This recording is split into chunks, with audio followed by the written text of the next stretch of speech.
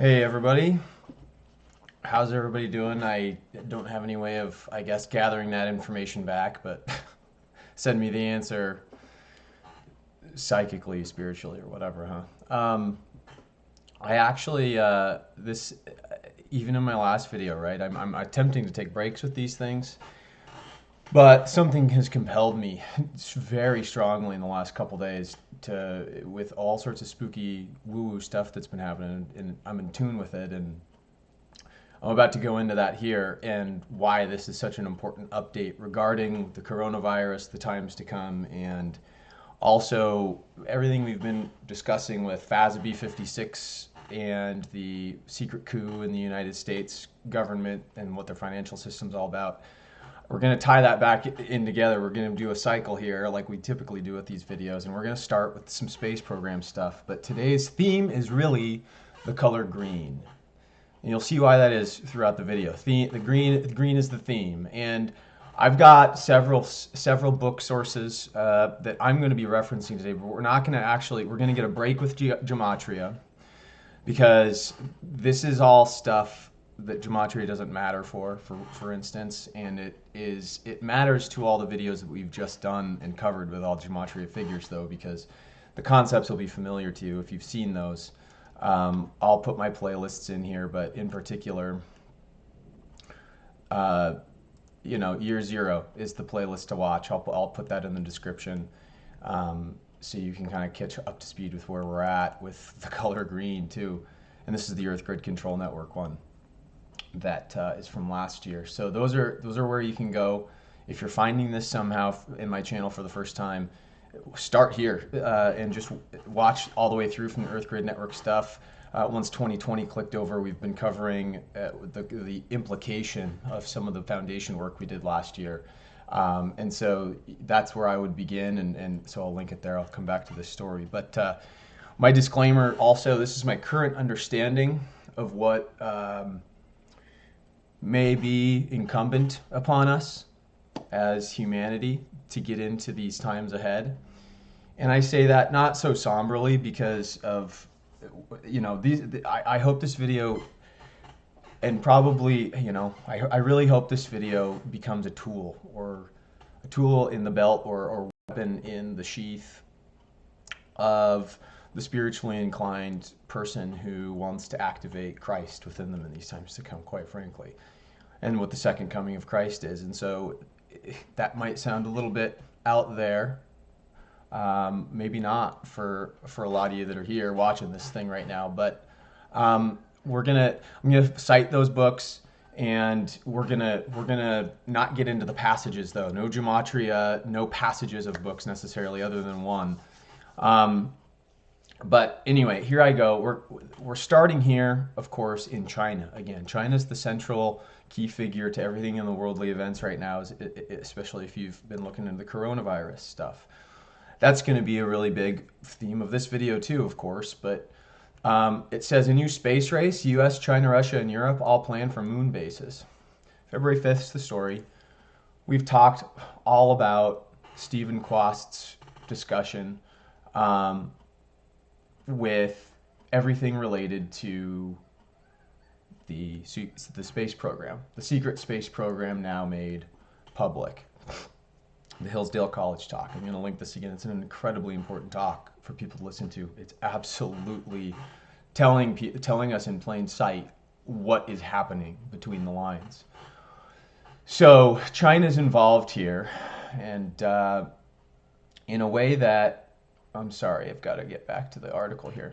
In a way that 1 year ago in January, let's remember, they also landed on the dark side of the moon. There's a Pink Floyd reference that's going to come back full circle, or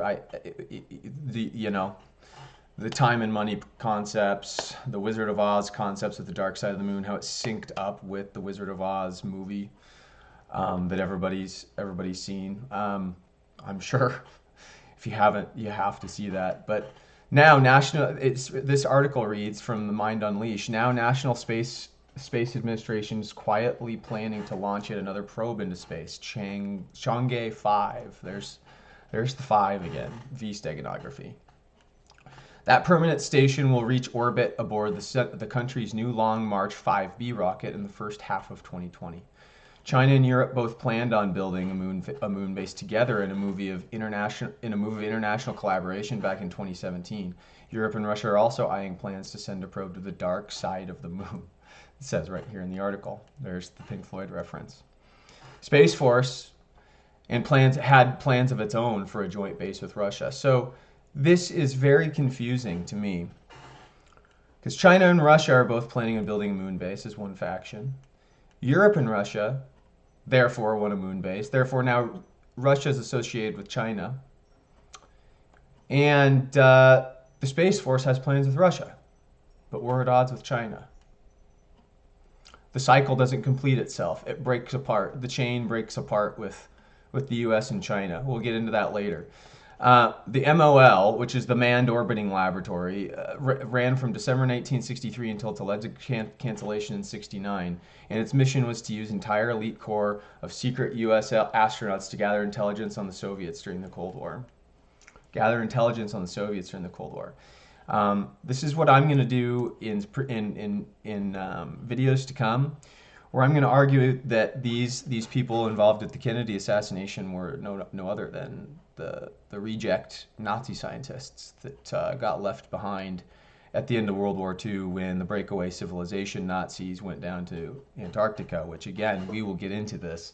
This is all kind of primer for what I plan to go into in the future. Today is a more important topic, but I wanted to bring this up because the concepts around some of this coronavirus stuff are also occultism in plain sight, along the lines that we can understand that from a logical perspective, as we'll find out today, all the signs are likely pointing to the fact that how the virus is acting, at least on the trajectory of bloom, is what the term is called, with another Cliff High video today. What is going to happen there is that the rate at which it spreads through the population, we will soon know whether or not it is a bioweapon. And that's what we're tracking here under the assumption that it is, so we can protect against it, whether it is or not. Because if we know how to protect against it, we have all the power. So that's why I start here. Why is it important to the 63 to 69 period? Because 69 was when the moon landing happened to fulfill Kennedy's destiny to go to the moon, this ritual that I'm assuming whoever these guys are picked up and took from 63 to 69. There are some interesting, another thing I'll link to you. If you've never looked into this, there's some very interesting things as a side note to relay about the curious circumstances and coincidences in some of the numerology and symbolism around the Lincoln assassination and both Kennedy assassination. Lincoln and Kennedy are both interesting figures because, in my humble opinion, other than these two fellows, and maybe with the opportunity of presidential, patronage of today, maybe with an opportunity, we'll see, that's what we'll also talk about later. But they seem like the only two benevolent presidents in a long line of them, let's say, with their exploits, and they both got assassinated in similar ritualistic ways. So here's where the coincidence starts. Two men were both elected to the White House in a year that began with 60. That might be just a coincidence, right? But Lincoln and Kennedy both suffered the loss of a child while serving as president.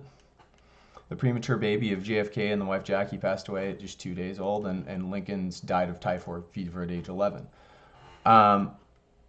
While sharing similarity of public assassinations and tragic enough, the two events have some strange underlying commonalities.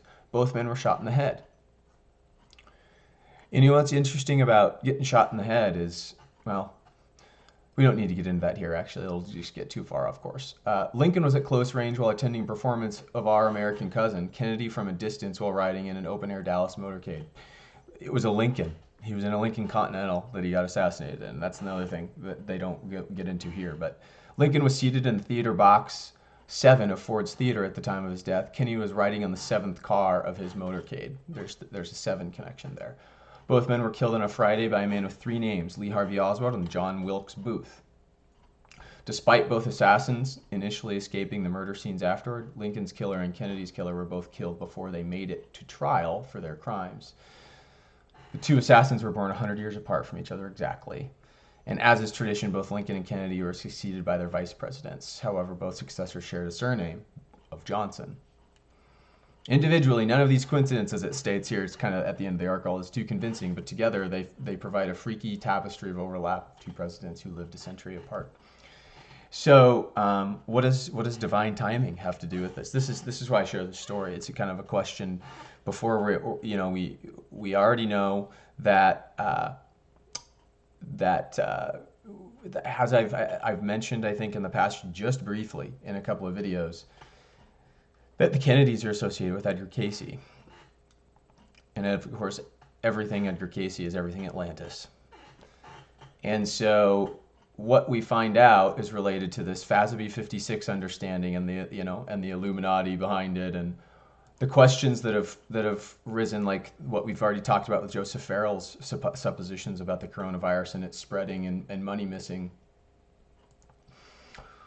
We're starting to get kind of a similar situation with what we're going through now as the Bay of Pigs invasion, which, or not the Bay of Pigs, Cold War. Yeah, it was the Bay of Pigs. Yeah, of course, the Bay of Pigs, because the Bay of Pigs, I don't know why I just had a brain fart there, guys, because we're talking about the zombie bay from the Super Bowl commercial from last time, and so the Bay of Pigs is this thing that attempted an invasion on 17th of April, 1961, lasted just 3 days.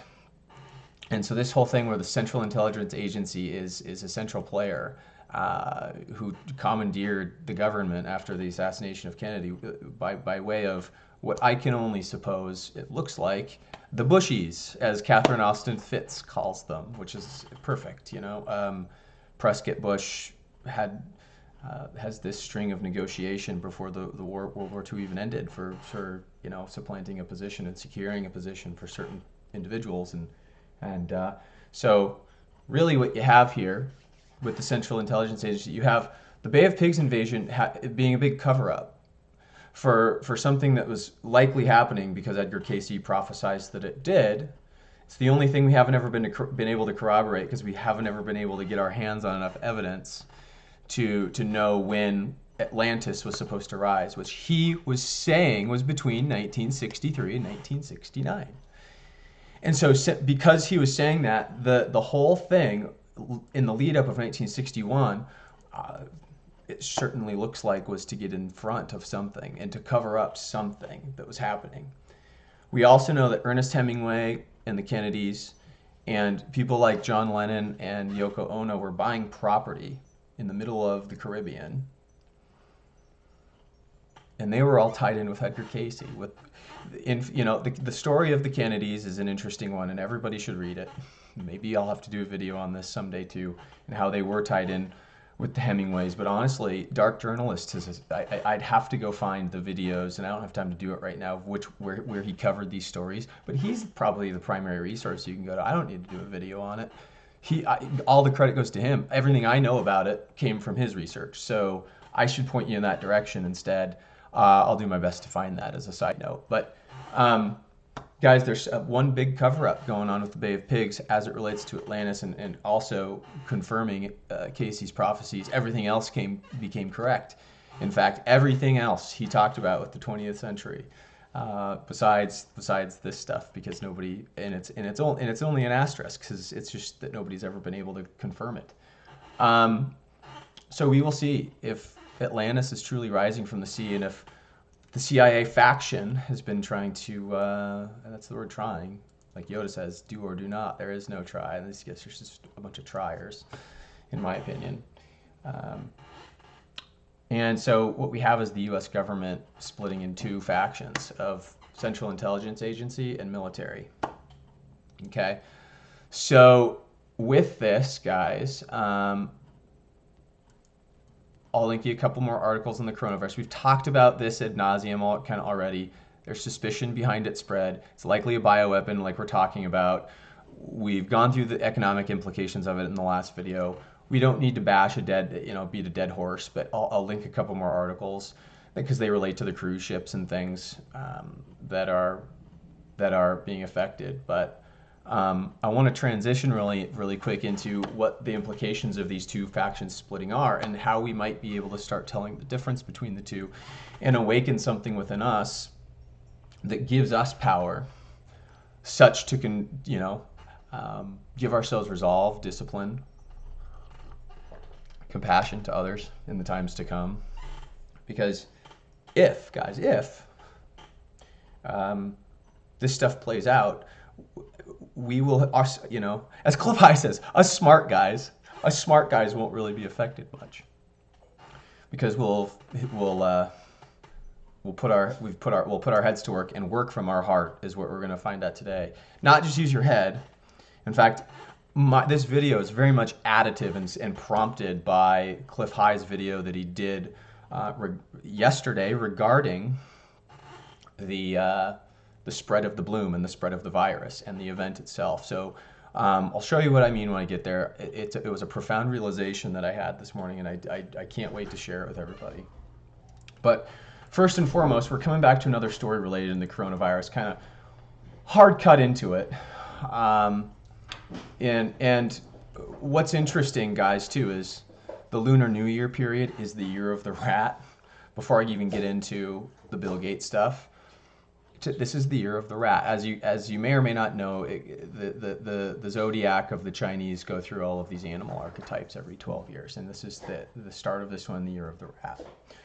The rat is, of course, the bearer of the plague in the last solar minimum, the Maunder minimum period, where we had probably the more serious die-off, more than the Spanish flu, more than anything we've experienced hence. And the die-off pattern resembled what Cliff High is talking about. And so in my humble opinion and analysis, this is what at least the plan is to get us toward and symbolize. And it's the China and the US, the factions that you can't see. You can only know what you know. And so these aren't definitive conclusions. These are all only my detective work thus far. And put together, we're piecing a puzzle of deeper concepts together, truly.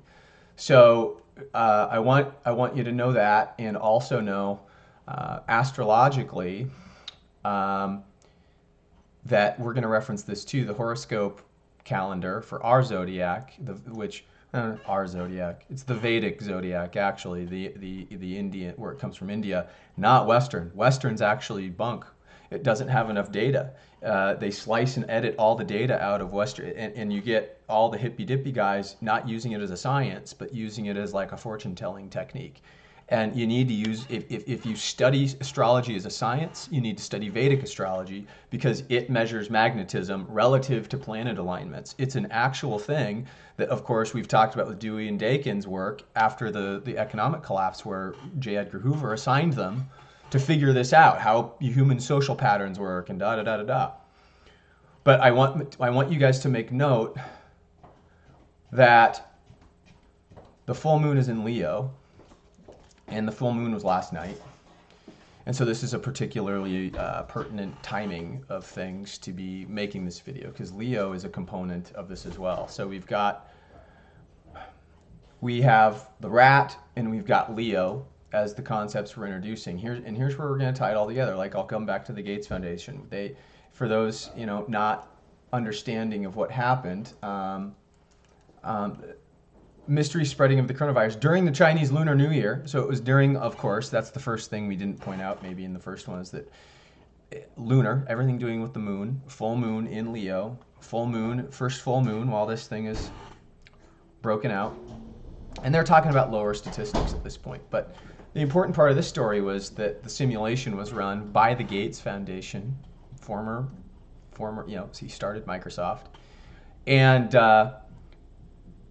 forecasted what would happen if a bioweapon were to occur. And all of these coincidences with the Wuhan virus and the related cities, this is a while ago, I'll link it again, but it matters because it proves that they're putting into plain sight. This is as of January 25th. They're talking about back in October when this thing was run.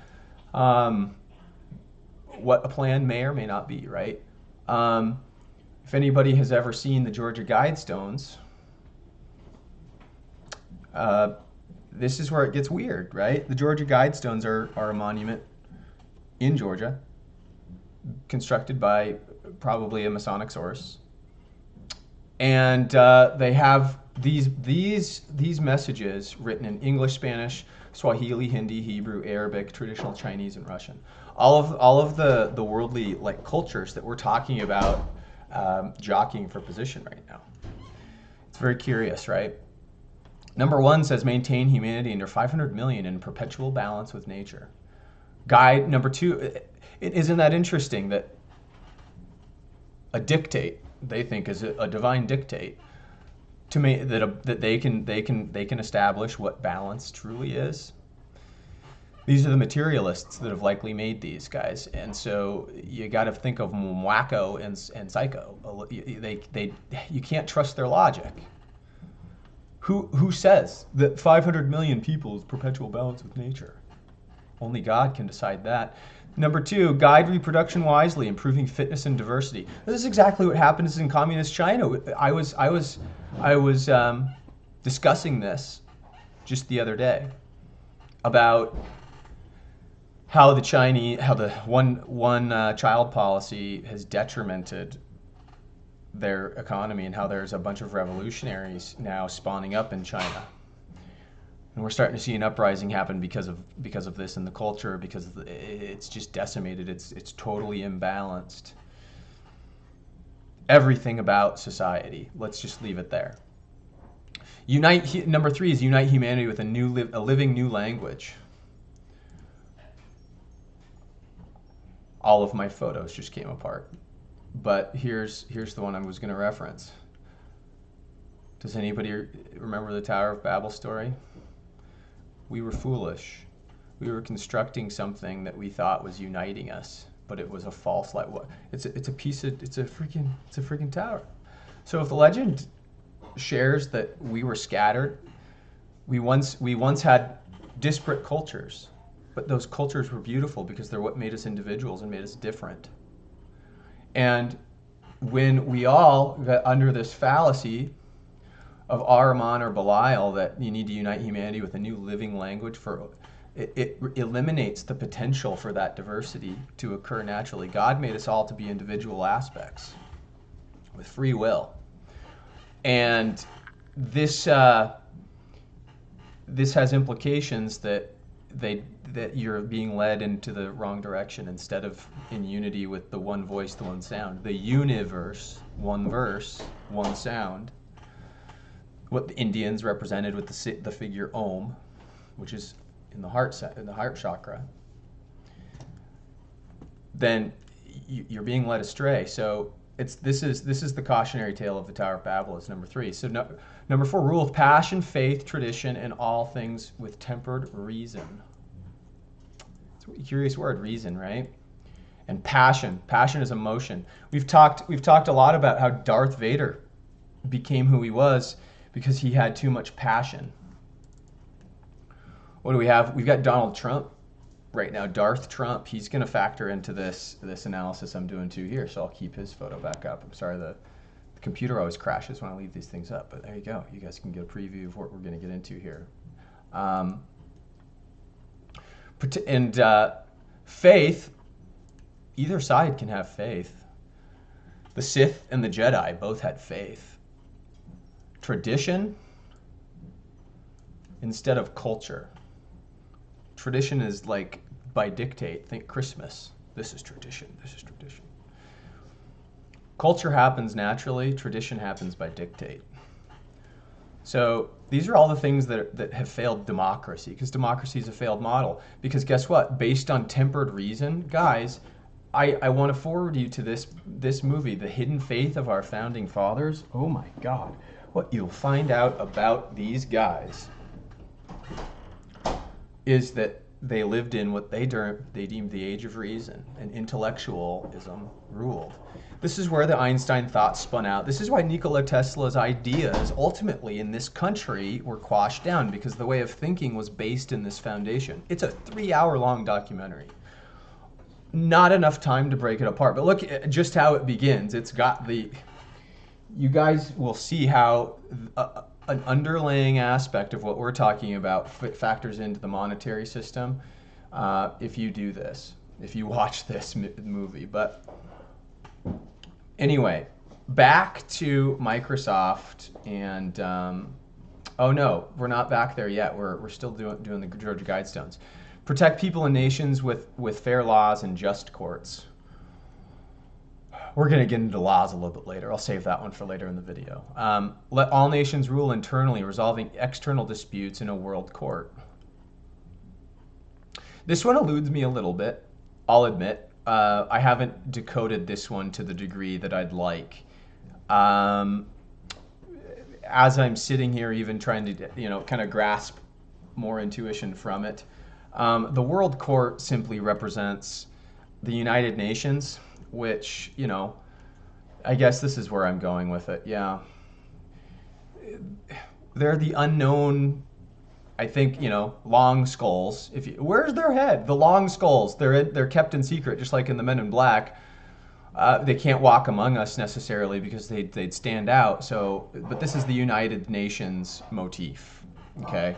And this is who I truly think is behind the anonymous movement that spawned Q. And V is the upside down lambda, which is the satanic energy instead of the Christ energy, okay?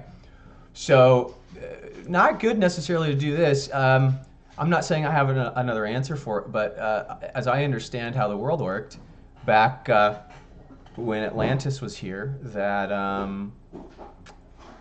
there was just a different way of dealing with things, let's say. And I don't know how else to express it in few words here because it'll divert course again. But number 7, avoid petty laws and useless officials. So unfortunately, I'm on the surface, the trick of this one is that it's like, oh, they're against bureaucracy. I get it. I'm all for it. But that's not necessarily what's going on here. The useless officials piece, well, they're just arguing, in my opinion, against human interaction in the system. They want to automate all of it with AI. And AI, of course, has its benefit to use as a system to do immense calculations and all this stuff for us. It will never gain consciousness. It's impossible for the Terminator scenario to happen. That's not really a cautionary tale. That's kind of really a sci-fi version of more of what to look out for that they will try. Know what to look for, basically. It's a James Cameron film. The second one is, anyway. And there's a lot to that factors into his stuff. And James Cameron being a staunch Christian, there's some really cool, weird stuff there. So, well, at least last time I checked, he was very outward about that. So, balance, and even if he's not, validate for yourself, I guess, because I don't know, there's like some doubt coming from that, like maybe he's not publicly, but based on what I understand about him myself, I guess, from my intuition, he is, and he's going to factor into a video I do in the future too about his movies. But balance personal rights with social duties. This is basically the legal system to enslave us versus, it's the socialist agenda, essentially. Prize truth, beauty, love, seeking harmony with the infinite. Seeking harmony with the infinite seems great enough, but through what? Beauty? Vanity's in the middle of this? What's that all about? I'm going to love vanity central to truth and love. So truth and love are going to be all about beauty? What? I don't get it. These concepts are antithesis to each other. Be not a cancer of the earth, leave room for nature, leave room for nature. I don't know how to decode this one really either. I've thought about this one, but it's curious that it's repeated. Maybe is where I'm listening to it, like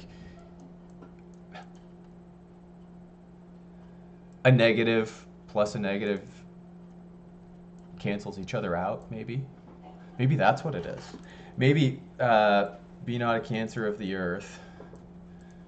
but because of the way it's chiseled in there with big subtraction marks, these are meant to cancel each other out. Is that how? I don't know. I won't spend too much time on that, but as this relates, guys, we're talking about Bill Gates and the Gates Foundation. He represents, I love this photo, Emperor Palpatine. We talked about Jeff Bezos in the last video having similar patterns in gematria to where he's probably an agent of Palpatine, essentially. Truly, Palpatine represents Ahriman or Belial, right, is what I think. But we also have Bill Gates being another Jeff Bezos type. They're the ones in Seattle, in fact. Ah, Seattle, Boeing, the Phantom Works, right? And all the stuff going on with the eclipse up there, and Warren Moon, and Joe Montana. Yeah, well, and the Super Bowl ritual, the Emerald City. What's this all about? You know, the Emerald City and Wizard of Oz. Frank Oz voicing Yoda. What it looks like to me is that the Sith are occupying a very holy place in Seattle. Seattle is a very revered place by the Salish, Native American.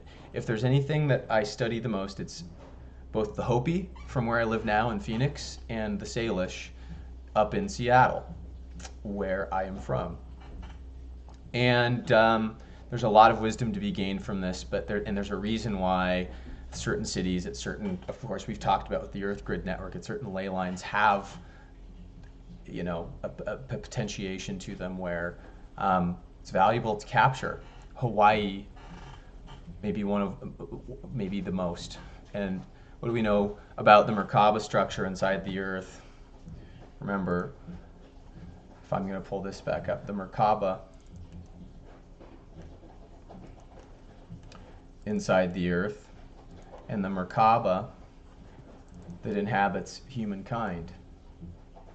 It's our magnetic DNA. It comes directly from the heart. This is a literal. This is an artist rendering of which you can measure part of this auric field of a human with a spectrometer these days. This yellow piece you can actually measure factually with frequency and spectrometers on display screens.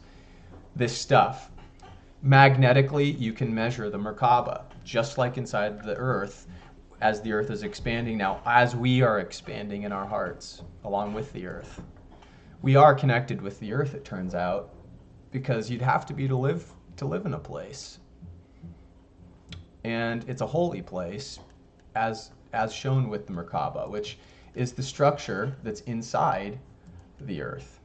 And I'll show briefly the chakra system again with, of course, here you are.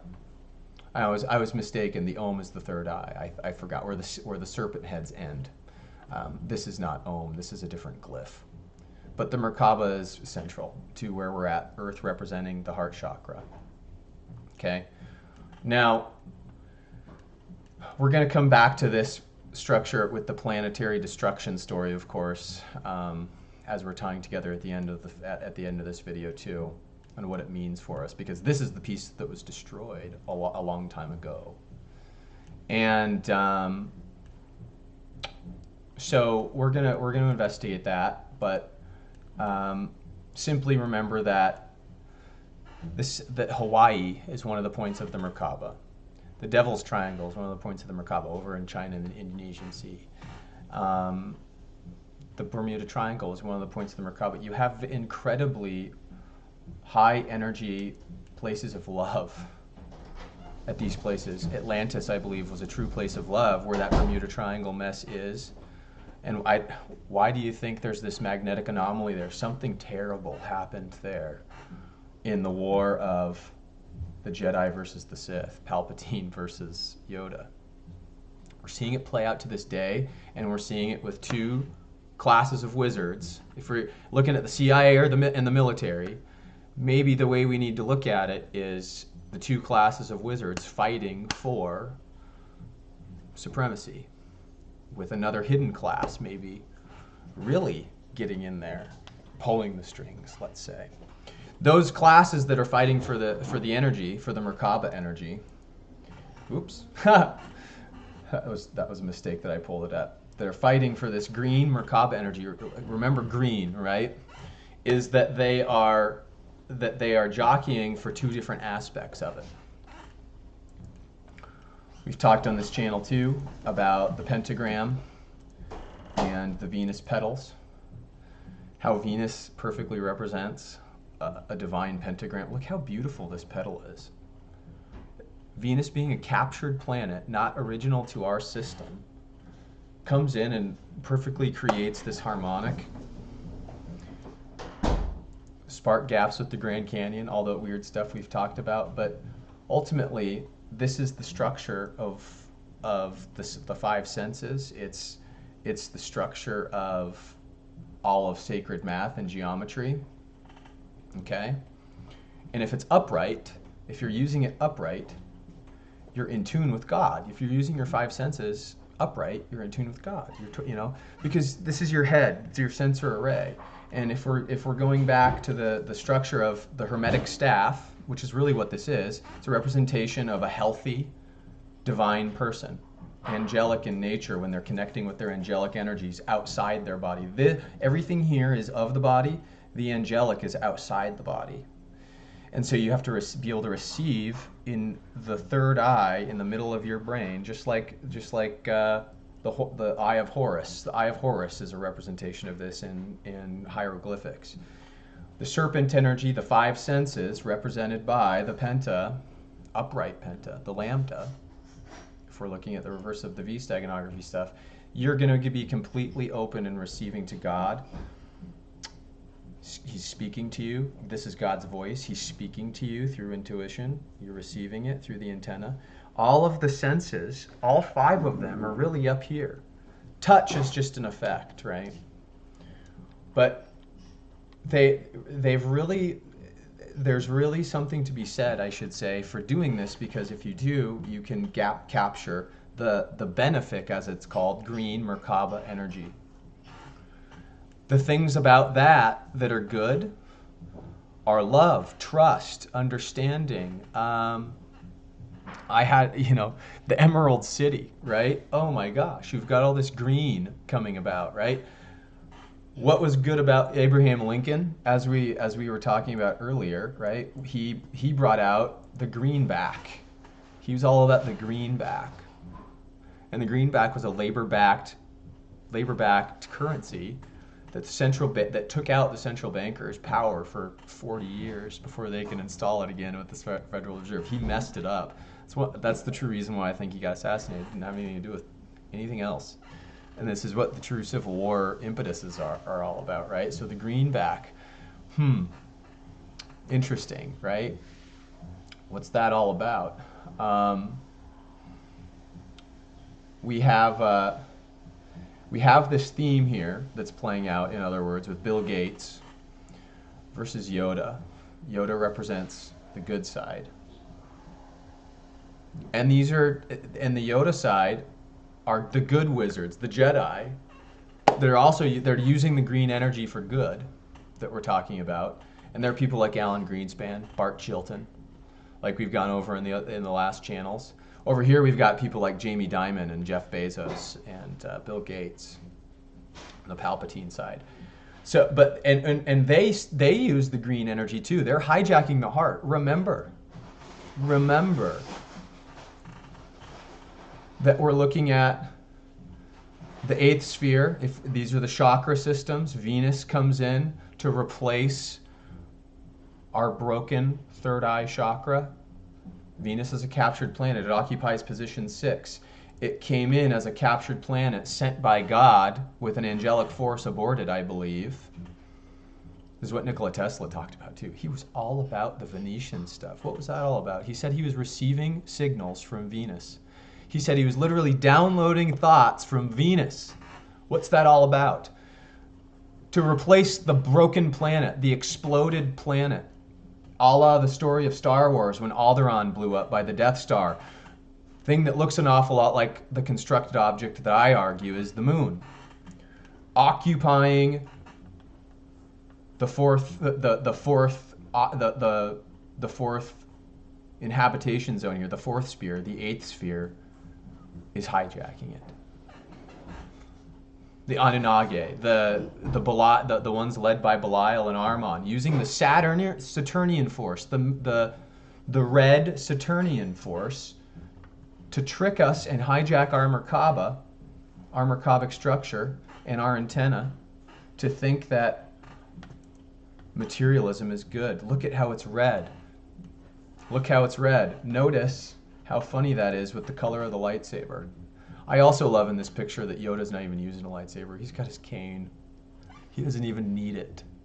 Yoda is an embodiment of what Jesus' message was. I don't know if Yoda was a perfect human. I mean, he I have to believe, didn't choose death. You know, he's maybe not the Christ figure, but he embodies the Christ signature frequency, the absolute connection to God, and doesn't even need a lightsaber. It is green, by the way. His green lightsaber in the early movies is the heart chakra versus the red. This is the battle that's being fought out with Jedi versus Sith. Interesting stuff, right? What did George Lucas know, and who is he? His Indiana Jones movies, too. So we're establishing only that Bill Gates is the Sith. That was a segue. So how is he using the green energy? Well, the other side of the green energy is obviously pride, greed, envy, and that's when the pentagram is turned upside down. That's the V. That's where we get the V for Vendetta mask, and why that story is such a cautionary tale, warning against Catholic Jesuitry and the whole bit. So Bill Gates has nothing to do with the construction of this game, only that it's from Microsoft, of his legacy, and he's in the news, so that it's ritualistically compared, because this is a game that came out last year about a plague. Remember the Year of the Rat? Yeah, well, the plague in the times of 1349, the last Maunder minimum, the last time the sun went into a grand solar minimum, in fact. All these people died from the plague, of course, the last eradication of human society based on, sorry for the itch there on my nose, through the spread of a plague through a rat. This time it's a rodent, it's a bat that's being put out there, and there's, in fact, looks like in all the suppositions about the bioweapon train of thought with this coronavirus, is that you have CRISPR being used, the gene editing software technology with artifacting hallmarks, and so you have these different bat genome sequences mixed with HIV. But the bat is another rodent in these times, synonymous with the rat. That's how it all connects. But the curious thing is, these are children. You're playing this game, and you take up the role of children in France at the time, Amicia, and you're hunted by the Inquisition, by soldiers surrounded by unstoppable swarms of rats. Why are you being hunted? You're a child. Why are you being hunted by the Inquisition? Oh my God! They're trying to eradicate the children. Is what I'm talking about here, and actively doing it. And what do you get with the Gates Foundation, except they're leading the charge with vaccines that are being found out, like I've been talking about in other videos. Go watch the playlists about having nothing, that the viruses, the vaccines that are being given to children are with nanotechnology put into it, and without any benefit, none of the immune response technology to be put in. So that's curiosity number one. It almost lines up with these times with the Gates Foundation, with Microsoft, right? On their way, they will have to join forces with other children and evade swarms of rats using fire and light, aided only by the link that binds their fates together. They will face untold horrors in their struggle to survive. As their adventure begins, the time of innocence ends. Again, it's a game about children. And so the implications of this are going to become apparent here as we're going along. We're about halfway through, I guess, here with the concepts we're going to cover. But this is all related to the Chinese New Year, and what it truly symbolizes, guys, is we're talking about two shades of green, right? I want to tie this concept of the green together, and how the green energy is being misappropriated by the different wizards. Remember, the Wizard of Oz is all about the green emerald in the middle? Well, in the Emerald City, interestingly enough, the mythological representations of both factions, if you're talking about the USA and China being at odds, have high concentrations of mining of green gems. So again, we're talking about tying the concept of hijacking the Merkaba of the human by turning the pentagram into a the divine ratio into a pentagram upside down. And if China is, of course, the one involved in all of these rituals, I know what we have is jade that gets mined there, the jade crystal. And speaking of emerald and Emerald City, where does this get mined? Colombia. This gets mined in Colombia.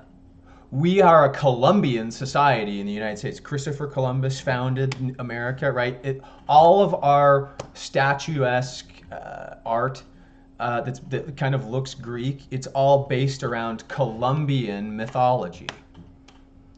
Seattle's all about the Colombian mythology, in fact.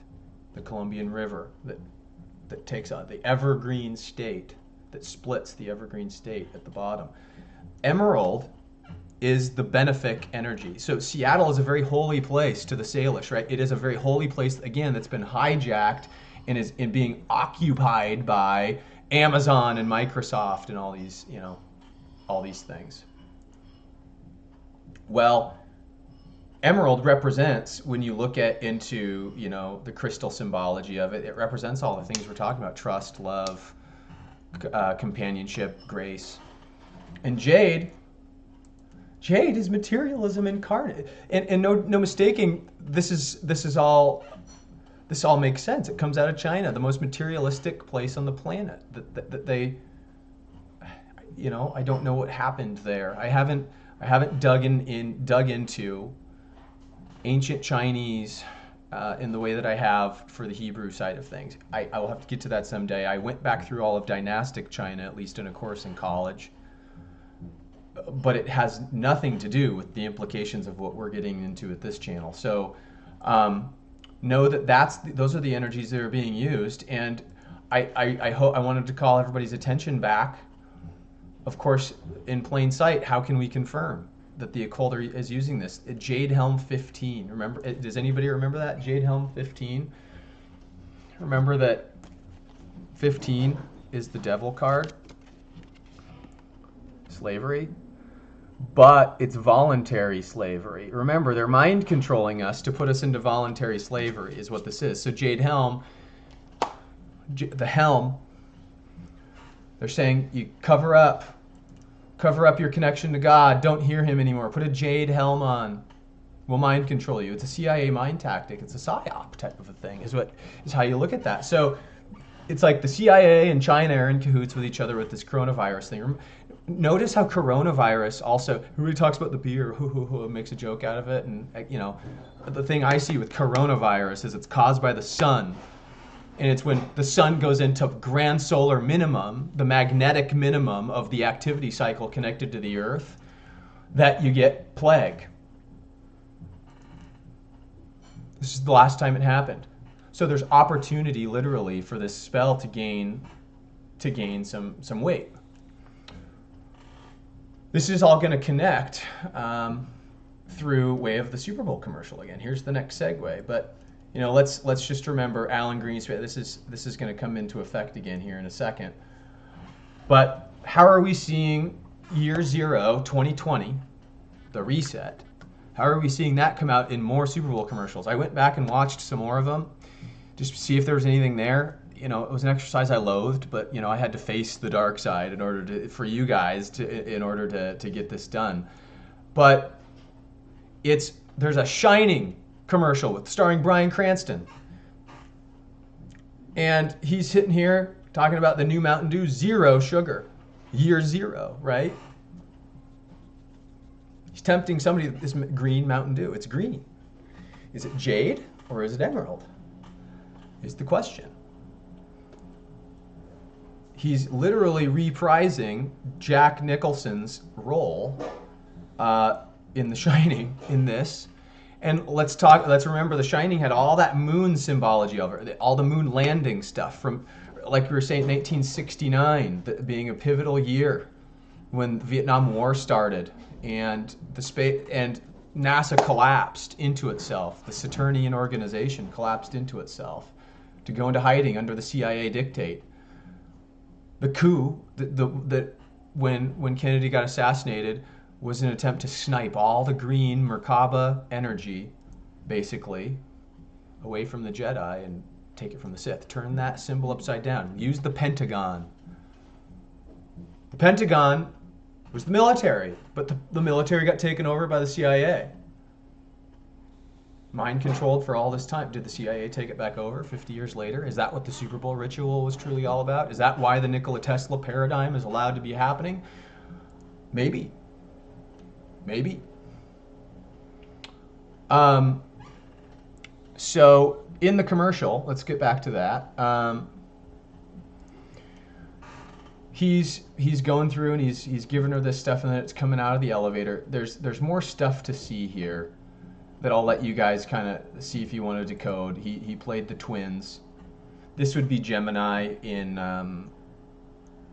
astrology, but I haven't looked into really the Gemini stuff. The Leo stuff is what's pertinent to this video, but this stuff's interesting. The Mountain Dew, it's emerald. So there's another green connotation with the Super Bowl is essentially what I'm talking about. So we know that green is powerful now, that for both factions to control, and not to control but to harness. I guess the Jedi want to harness it, they want to control it. That's what the actual battle is, and we've got to use those five senses, and they're jockeying for power, that jade helm. And so I know the other thing I want to say. So if we're Columbia, right, emeralds come from Columbia, this lends more credence back to the J Balvin Super Bowl ritual with Bixweir's Road to Root, a rainbow flower on the front, because he's Colombian, made in Medellin. This whole system, is that what they're trying to tell us? Made in Colombia, made in Medellin. This is all Colombian setup. You know, Bixweir's all about the Wizard of Oz.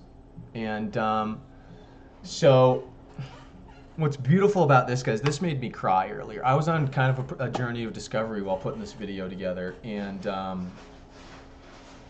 the other thing we haven't discussed relating to rainbows and the Wizard of Oz is the song Over the Rainbow. And it's a beautiful tune. Somewhere over the rainbow, bluebirds fly, and the dreams that you dare of, oh not, why can't I? Or why, oh why can't I? Well, I see trees of green and red roses too. I'll watch them bloom for me and you. And I think to myself, what a wonderful world. And it takes me back to like the Louis Armstrong song a little bit too. What a wonderful world. What a great tune, right? Well, I see skies of blue and I see clouds of white and a brightness of day. I like the dark, and I think to myself, what a wonderful world. Liking the dark is liking both of the balance. It's beautiful, right? The colors of the rainbow so pretty in the sky and also in the faces of people passing by.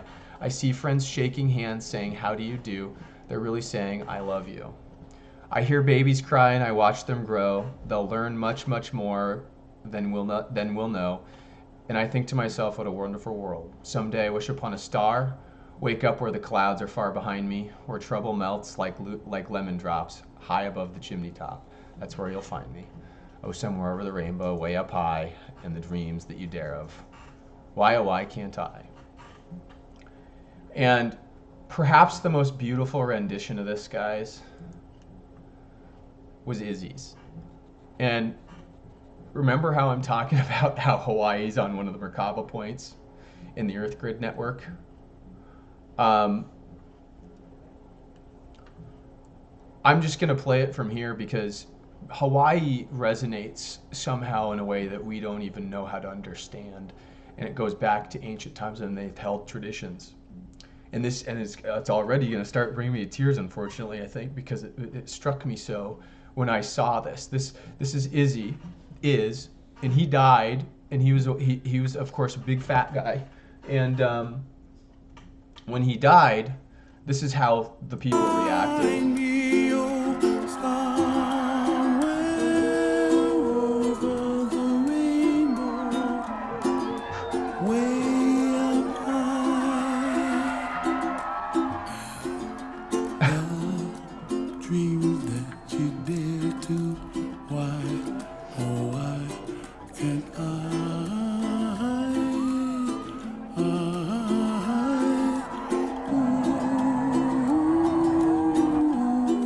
This is his funerary service. Oh,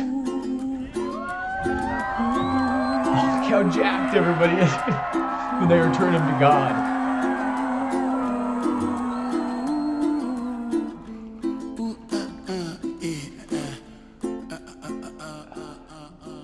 And you know, the reason why I share that, guys, is because look how in tune with love that everybody over there is.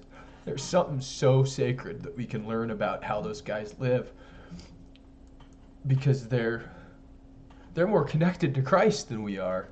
You know, is kind of where it goes, is what the implication is. And you know what? We've had help for a long time. We've had help for a long time, and it's come from Apple. And I mean, let's show you why.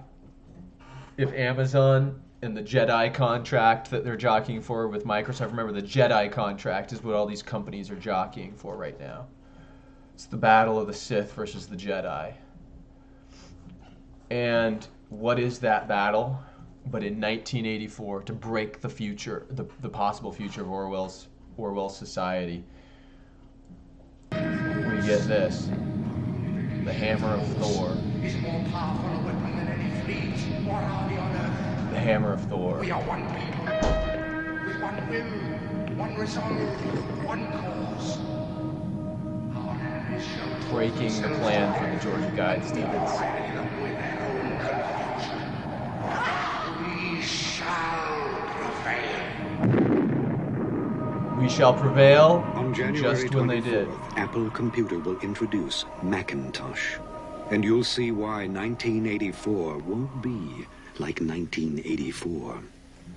You'll see why 1984 won't be like 1984. Of course, the Orwell future. Let's bring that Apple logo up again, shall we? Look at this. 1, 2, 3, 4, 5, 6 colors.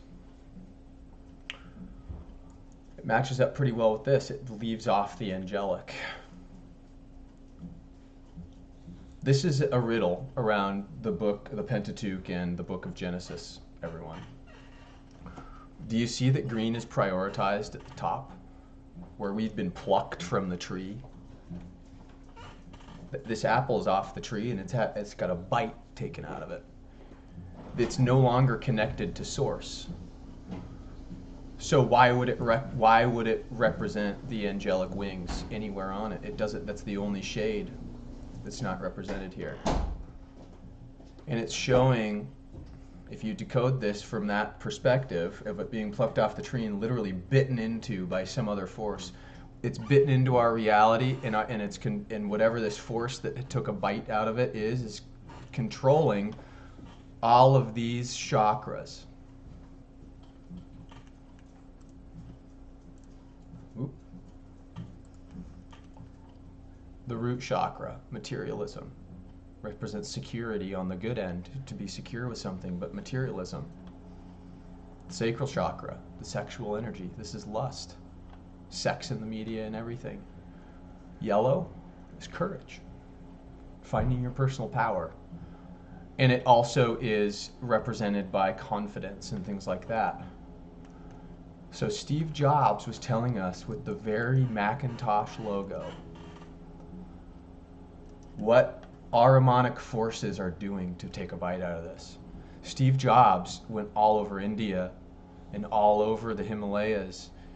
He walked a path similar to that Jesus went on. What did Steve Jobs have an awakening for? He brought back all of this knowledge to San Francisco. San Francisco and Seattle have got this rivalry going on with each other in the football stuff, right? And it's been misappropriated now. He gave us this riddle. It also showed us that our speech is really, really weak. Our ability to speak out is kept down because we're enslaved. Is what the blue stands for. And the purple, ooh, we're just damaged. Our third eye and connection to God's just damaged because it's deprioritized. It's been flipped. The energy's been flipped. The five senses have been flipped by the Ahrimanic satanic forces. So Steve Jobs also told us another thing with the logo. I don't think it's any mistake that it changed to a solid color around 9/11. The iMac started coming out, because this is when the agenda started to change. But look at what happens when you duplicate the apple and turn them both sideways. You get the representation of the long-skulled aliens. Who took a bite from the apple? Those guys. The DNA manipulators. The ones who think they're in control because they can take divine right. What's interesting about the Steve Jobs story, guys, is that he brought out the iPhone, this thing that is got everybody addicted to everything. And I'm of the opinion that I don't know if Steve Jobs is still dead. There are some conspiracies out there that he did not die because they've seen him, and we're going to get into that in a second. But the green energy is fighting the green energy, and Steve Jobs was definitely a Yoda, right? In my opinion. So if that was the case, and he brought all his knowledge back and supplanted it in San Francisco, only to get it rejiggered by the satanic ones who control the forces, he's got to make some bold moves. This is where the military chess component gets into it. In order to make these moves, you have to have incredible resolve. How much of the Christ consciousness did Steve Jobs embody by the time he got back here to the United States after his travels, and partner up with Alan Greenspan for the Bitcoin invention? He invented the iPhone, probably knowing that a chess match, that a few pawns would be lost along the way. Unfortunately, this is how chess works. And you have to, again, to lead a people having tremendous resolve. If we go into war for God, you got to pull. My dad always tells me, you got to put on the full armor of God. In fact, I've saved my phone because it's such an important thing in these times to come, that verse. Finally, be strong in the Lord and in his mighty power. Put on the full armor of God so that you can take your stand against the devil's schemes. For our struggle is not against flesh and blood, but against the rulers, against the authorities, against the powers of this dark world, and against the spiritual forces of evil in the heavenly realms. Therefore, put on the full armor of God so that when the day of evil comes, you may be able to stand your ground, and after you have done everything to stand firm then, with the belt of truth buckled around your waist, of truth, number 1. With the breastplate of righteousness in place, righteousness, number 2. 5th, with your feet fitted with the readiness that comes with the gospel of peace, number 3, in gospel, the grace. In addition to all this, take up the shield of faith, which you can extinguish all the flaming arrows of the evil one. Faith is 5. The helmet of salvation, the sword of the Spirit, which is the word of God. All of these pieces of the armor line up with what you need to do to strengthen your chakra system. That's what the 7 seals are in the book of Revelation. It's what John the Baptist dreamt and gave us with the book of Revelation's vision, is that if you activate these 7 seals, you regain your angelic connection. Always remember that, guys. And that's where that's kind of the impetus that we're getting into is, first of all, did Steve Jobs really die? This is a Twitter account.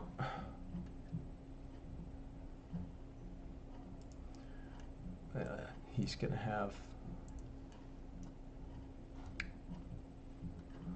Oh, it's getting redirected here.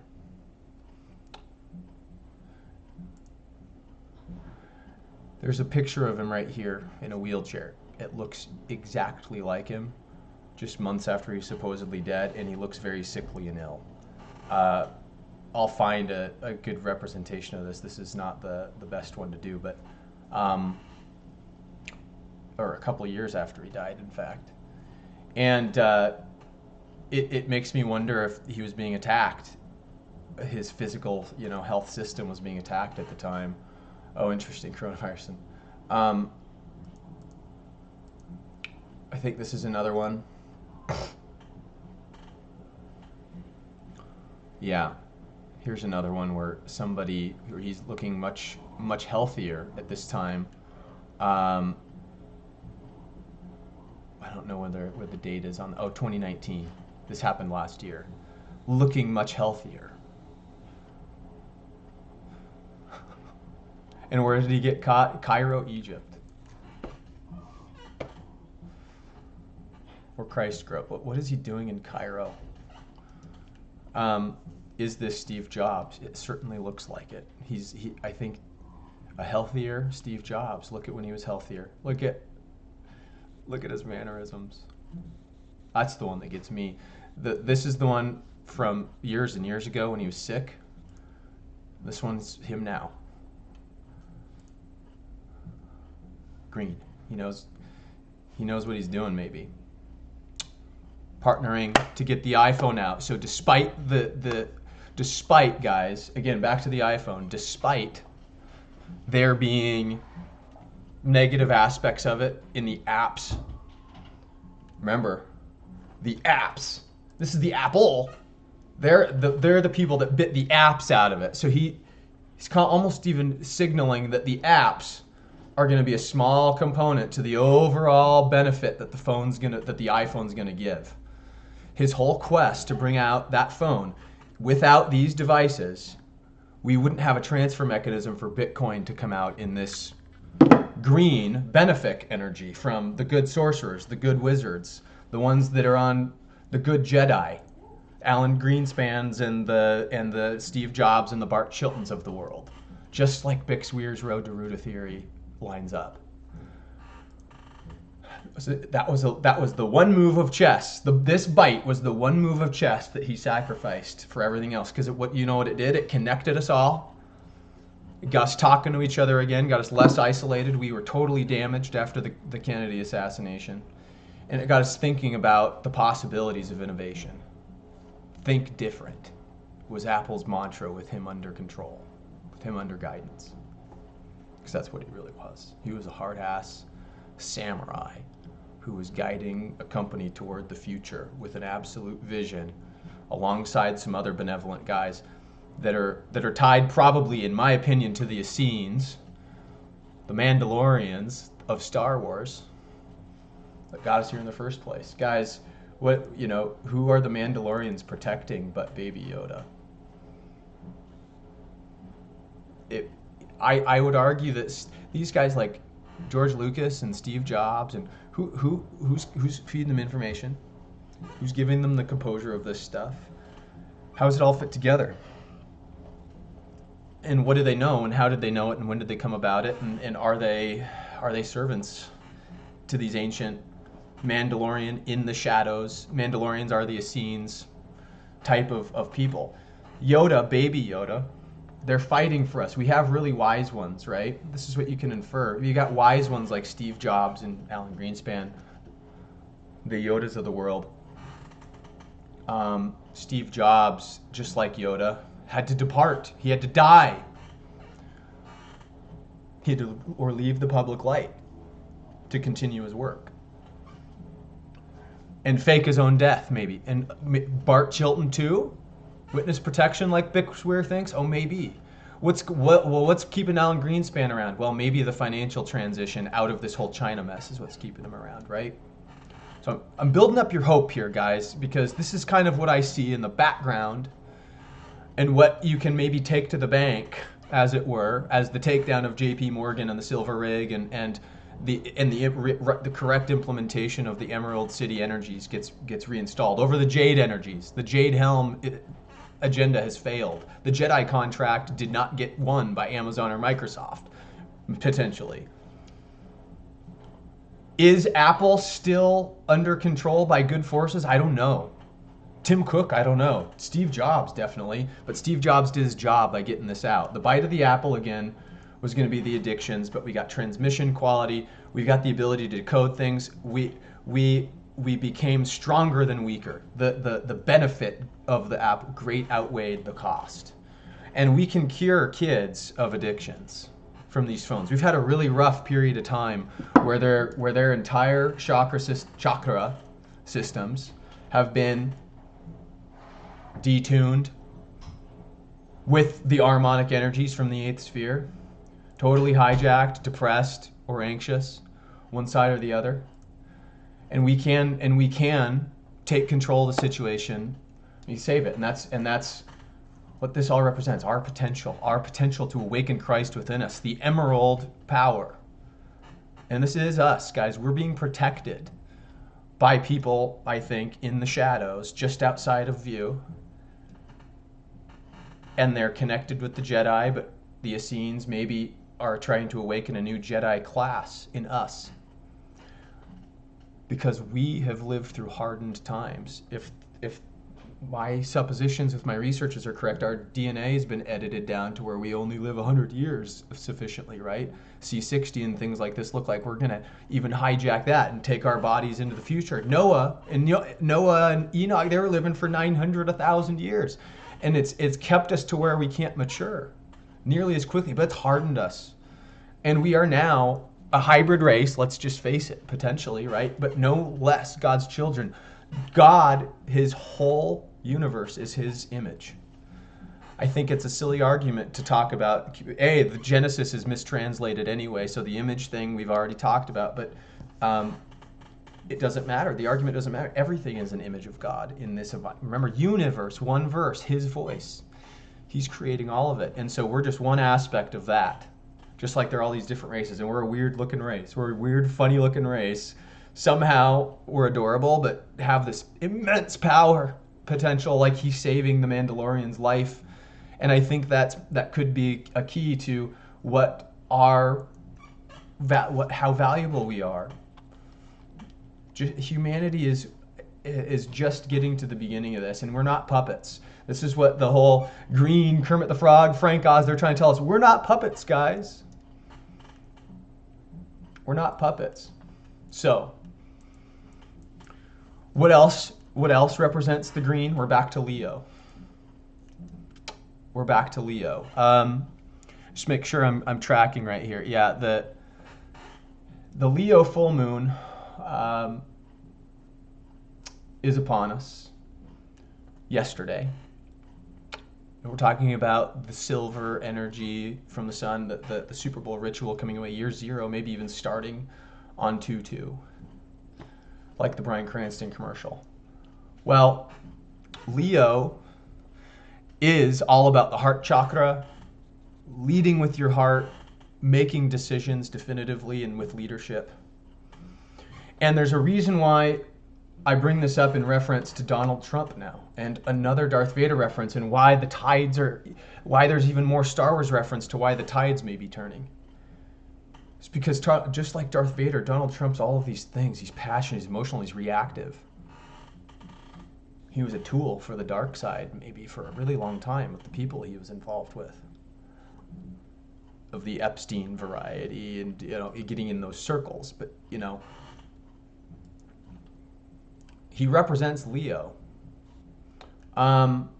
There's some astrology stuff that I'm going to get into here regarding him, in fact, that'll then get into some of these other concepts that'll tie this green energy stuff all together.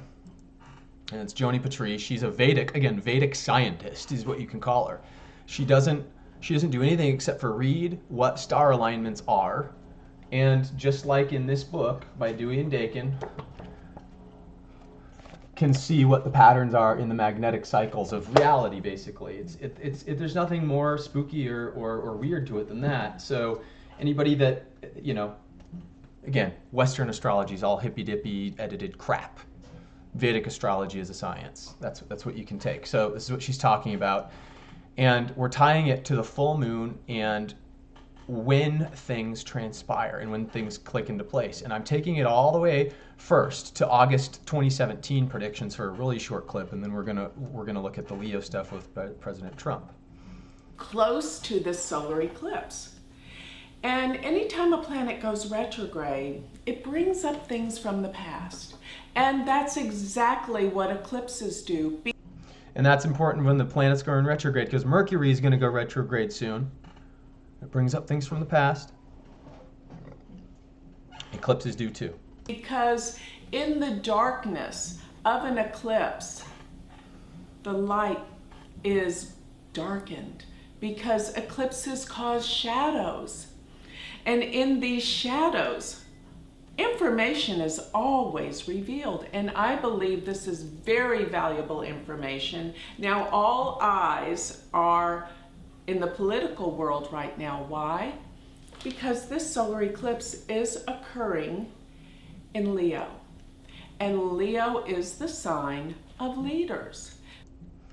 So there it is. Back in August 2017, our story of Donald Trump maybe beginning his journey of Leo begins because of all the representations with Leo and the energies here. And it's really weird how the book of Revelation lines up with all of his date numerology and such too. It's interesting. I don't know what to think about this stuff yet, guys. This is all the raw, kind of on the table detective work that we're sharing right here with the Donald Trump stuff as it ties to Leo. Because I'm going to make some suppositions and theories about it by the end of it. So there's the first piece of the Leo energy. Remember, the heart chakra is activating. So in my mind, I'm sitting here thinking, you know, is a hardness in him reactivating? One of my grandparents was this way. One of my grandpas, and he's gone now, and I feel him with me all the time. And his softness is there. His Christ consciousness that he embodied actually was there, but he kind of was, you know, he had all of these qualities he was hiding. And I think Donald Trump is not that in that same way, but he's hiding qualities. And so Leo was activated. It's interesting, on a solar eclipse in 2017. We're going to come back to that later in the video too. So here's Joni talking about future predictions based on, you know, basically what she sees in alignments. She's talking about broad stroke, how we likely will react to certain situations. So that's all she's speaking to here. So Venus and Jupiter are in the nakshatra of Ardra. Right now, she's saying. Which is the nakshatra that deals so much with tragedy. And Mula is the nakshatra that deals so much with destruction. And you guys notice how she's got September 11th up here? I don't know in this clip, if I can't recall anyway, if we're going to get into it, that September 11th is represented here. But all of these things are relevant because this was the last time, September 11, 2001, that all of these things with this Ardra were in alignment magnetically. And so something similar has opportunity to happen based on the results of this. That's all the prediction aspect is of it. She's a scientist making a prediction of a hypothesis of what's happening. So September 11, 2001, we have the eclipses occurring in Gemini and Sagittarius. Oh, interesting. There it is. Eclipses appearing in Gemini. Remember, we were going back to this. I didn't know what the Gemini was. Oh, goodness, guys. The Shining thing. Eclipses, Gemini. Where is it? Come on. The twins. This is 9/11 symbolism. Not only moon symbolism, but using the moon rituals for moon symbolism, I think. So, yeah, there you go. Right on cue. Because the eclipses are always where Rahu and Ketu are. Right. And remember, it takes 18 and a half years for the nodes to go through all 12 signs. So 18 and a half years prior to this time of September 11th was approximately the year of 1982. During that time, the AIDS virus came out. And there it is, the AIDS virus. We've got coronavirus now. A virus, 18 and a half years early, AIDS. We have HIV split into the middle of what we're seeing. HIV is edited into the middle using CRISPR. We have HIV in bat. something DNA spliced into the middle. What the heck, right?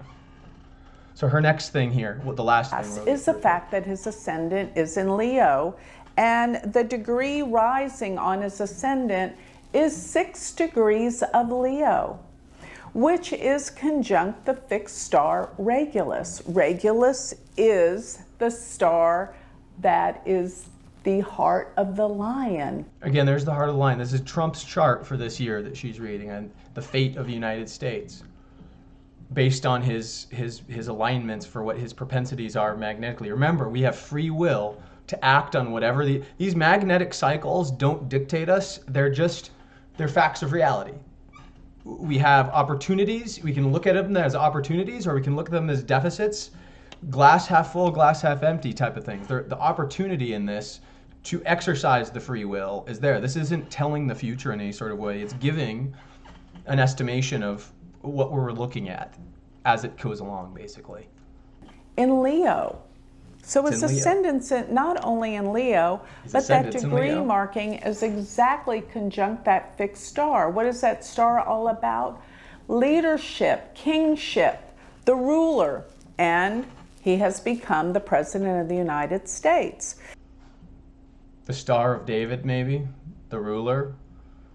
Think of this as green, of course, because of the chakra system.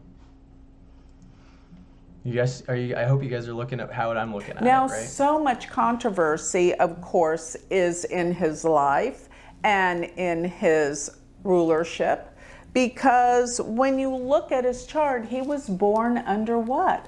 A lunar eclipse. Born during a lunar eclipse. That's the kicker in all The this. sun and the moon are in opposition, they're full.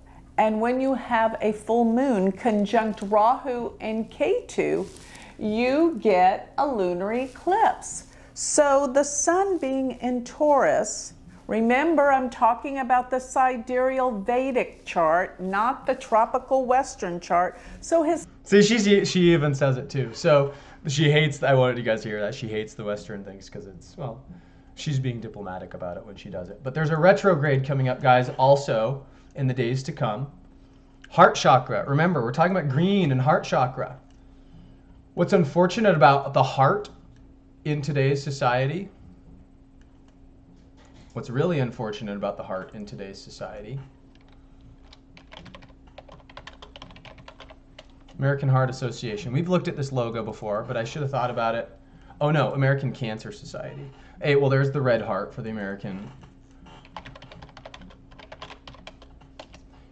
Cancer Society. You want to cause people cancer? Keep their chakras in the lower 3 chakras. Look, the snake is not reaching the top in the Cancer Society logo. Represented here by a completed chakra system. What the heck? It's not reaching its full potential to connect with God. And it's the color red. It's being hijacked because it's the color red. Satanic energy. And then, of course, the American Heart Association is filled with flames and passions and red and Saturnian energy instead of green energy. It's full of SITH energy, and these are the American institutions that govern our health. Ooh, I don't like that idea, right? So anyway, be careful of this because the Mercury retrograde, like Joni Petrie said, that's a time when things get revisited. It's similar to a lunar eclipse, and the Mercury retrograde period is happening in the lead up to Valentine's Day this year, the day of the red heart. Remember Cupid, Eros, the Greek god? Well, let's bring up a couple other concepts here. When Mercury is going into retrograde this year, let's bring back up these guys. Hermes, holding the Hermetic staff, totally activated. The messenger is Mercury. Hermes is also Mercury. This is what you used to call the Mercury dime, with the fascia on the back, the fascist government that we are under control of right now. Let's suppose with the Bushies, like Catherine Austin Fitts and her FASB 56 work, she's all about supposing about the Bushies too. But let's say they're the CIA that's using fascism and jade and materialism as the corporate control for greed, for envy. This dime no longer exists. This was the Mercury energy. Now we've got this United States dime, the Roosevelt dime. But you're seeing what the Mercury energy is in the Columbian system of mythology. And they hold the staff in Mercury. We've got it under control. We've got it under control, right? Well, one thing that I've supposed about a lot on this channel, in the past especially, on previous videos that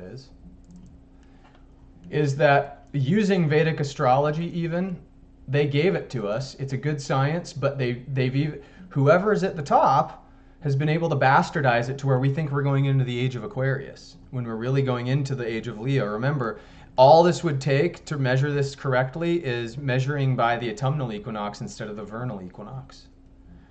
Turning the pentagram right side up, using the lambda, in other words, rather than the other way around. And it would indicate that we're going into Leo. And that would be of particular importance with this riddle, with the lion energy, the heart chakra energy. Why then is the Sphinx carved so, when this looks directly at the sun and all of the alignments that we've looked at in the Orion system and all over Egypt, where Cairo, Egypt, where Steve Jobs is, where the heart energy is? The Nile River, guys, I'll give you a hint. It's another Merkaba point. Okay? So the lion energy was carved away because these are big texts. You got to think of monuments as big textbooks. A lot of people think it's Anubis. This is remember how propaganda works. The official narrative, the junk conspiracy, and the counter narrative.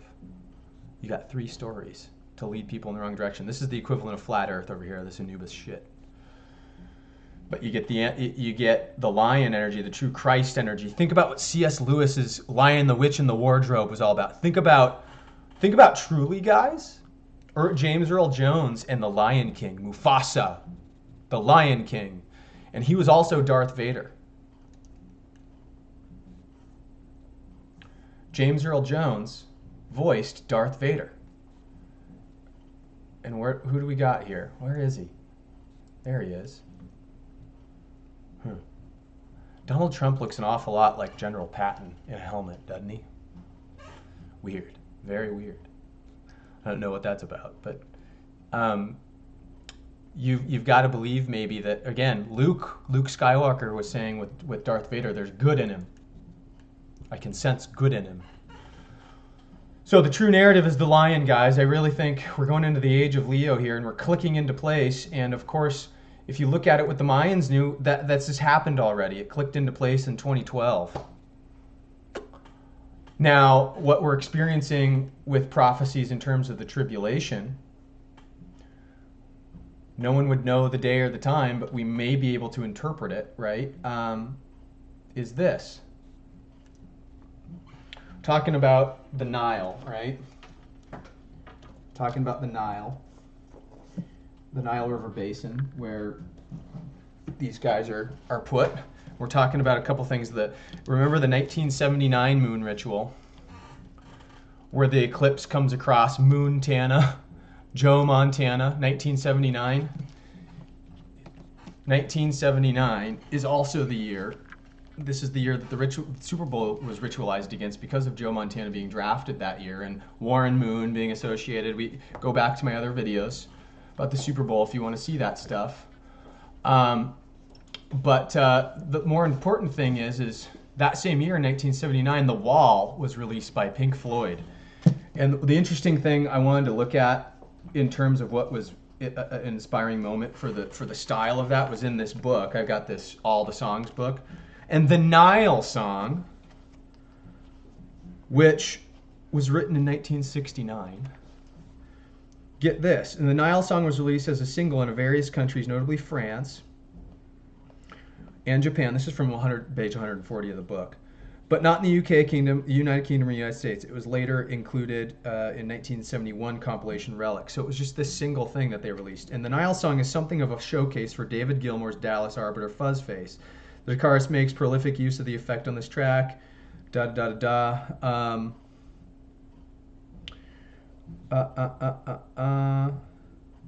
Oh, this song undoubtedly contains the seeds of young lust and in the flesh for On the Wall. So it was the inspiration, basically, the style of it, for how the wall would get created. And oh my God, guys, the wall is rife with I don't need no education. I don't need no thought control.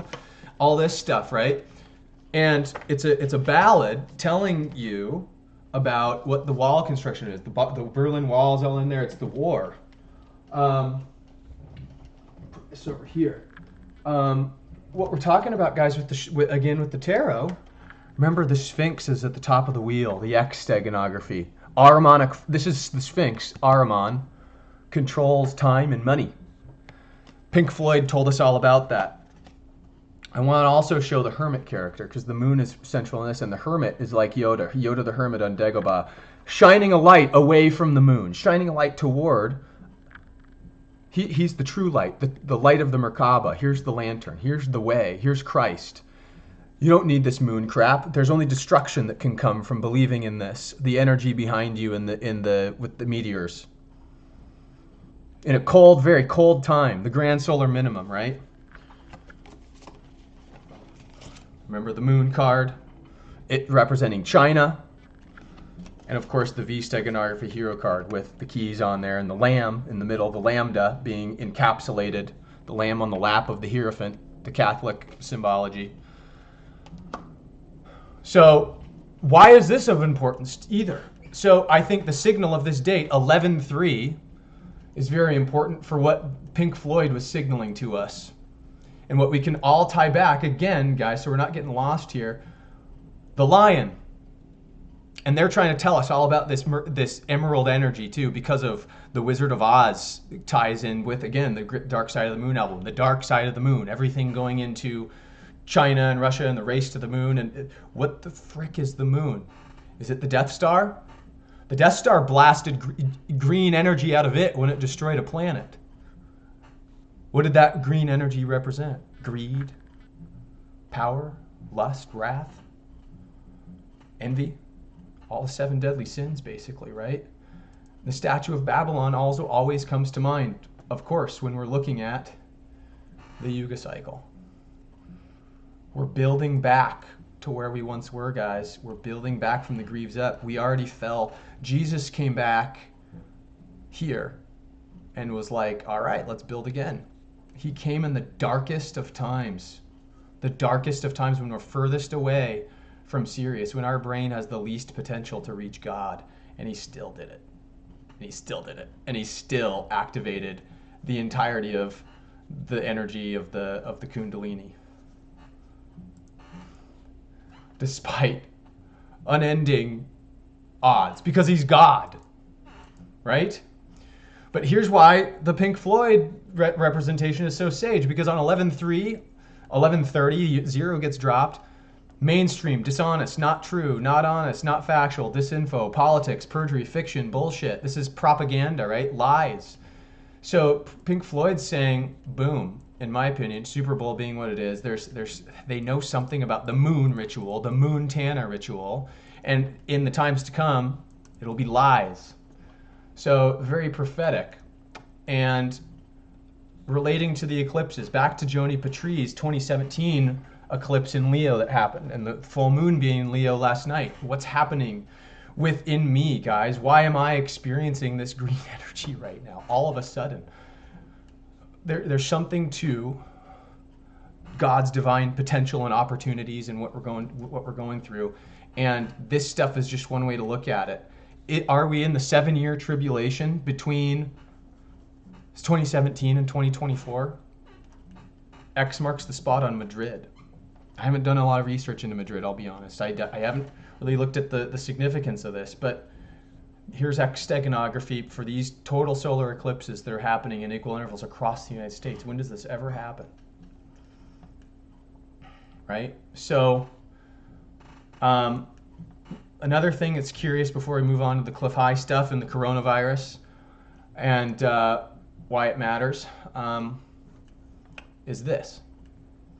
This is an off-planet media conversation from today. That lo and behold, this guy comes on who studies sacred geometry and Greek shapes. 45 minutes into the conversation, let's hear him out. You know, I'll say this: you could start from any subject, any point, and if you study it 100%, it's all going to connect back to the same overall structure. And he's right. And what do we usually use to represent that? My favorite image of what everybody should maintain, right? That's what he's saying. Continue. Sure. Because if it's true, and there is a way the world works, you could come from the medical, you could come from, military industrial complex, you could come from a cult, but they all converge. And so this is what people have to understand, that of course Off-Planet Radio listeners have been looking at this for years, but if you don't, or maybe you guys, my listeners, not maybe for years, the archetype of Saturn has such an influence on our society. This is That's his latest toy he made yesterday. I love. Guys, remember what I've showed you with the Saturnian cube? This is the Saturnian cube. You see the Merkabas in orbit here from Lucifer, Enki, Azazel, Saturn. These are all the same angelic, demonic forces. Here's the Google play button, Turn these things up. Anyway. So what he's talking about here to make a point is, listen. What I love is whenever I text or talk or whatever with Masaki, he always have some new thing he's working on that he can show me. So this is your latest creation. Sometimes you get bored after you make like 1,000 pyramids. So this is, of course, the Saturn hypercube, also known as the Merkaba. It does have an energy to it. This is actually the same like orgone or orgonite material, right? But, the color of Saturn is black, so I just happen to choose black. See what he's saying is Saturn's appropriated this energy, is what he's saying. I don't know who this guy belongs to. He clearly belongs to another institute, maybe another good occultist that's getting a message out. Look, guys, Saturn has a big part to play. He's telling you truth about, especially the representation of what I just showed you here. But, the Saturn archetype has such a large influence on our society. And I've been shocked how many people, or let's say our kind of people, like the off-planet people and alternative research, it's massively bigger than it was like 20 years ago. But it's still a relatively small percentage of the population. Yeah. And I was talking to a hard, I guess you could call him a hardcore communist, like a real communist, not the fake shit we have here. Not these Bernie Sanders communists, but a hardcore committed communist. Yeah. You could call him a paleo commie, right? He did not know about anything about Saturn. And so why should a communist know about Saturn? Look at the communist logo, the hammer and the sickle. It's like the side, yeah. The sickle is a Saturn. It's a Saturn cult. Yeah. And in China, the Cultural Revolution, they did eat people because the zombies. Anybody? Zombies? Anybody? Remember this commercial with Zombie Bay?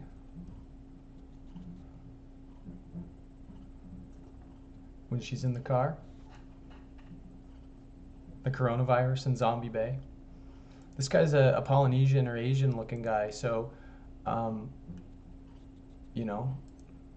Miyagawa, maybe a Japanese guy. Famine, it was a man-made famine, got so bad that they started to eat people. Zombies. Kind of like the one that they're creating in here, China. the man-made famine. Because they became ravenous. Famines that... Not because of the virus that made them zombies, but they became ravenous and desperate, and they started eating people. Yeah. History repeats itself, yeah. They call long pig. Long pig is human. So, but and then some of this is like from written accounts and things. So I don't know how true it is, but I have heard that it was even to the point. I think it was in Guangxi. That's important to keep in mind. He's even saying, you got to validate this for yourself, but this is what I know. province, which I think is in the south of China, but they had like the Red Guards and political officials taking people that were, I guess, I don't know what they call them, capitalist rotos or like counter revolutionaries. Yeah. And they would rip them apart and eat them. So, well, it's kind of like, it's similar now with the whole thing with the Falun Gong, right? Like these people who have a spiritual practice that places someone other than the government as superior, right? And so they persecute these people because they have a quote unquote spiritual religious belief that is not permitted, but at the same time they're harvesting their organs and using them for life extension because they know that the practice these people have also make them the most healthy and most sort of fit to survive.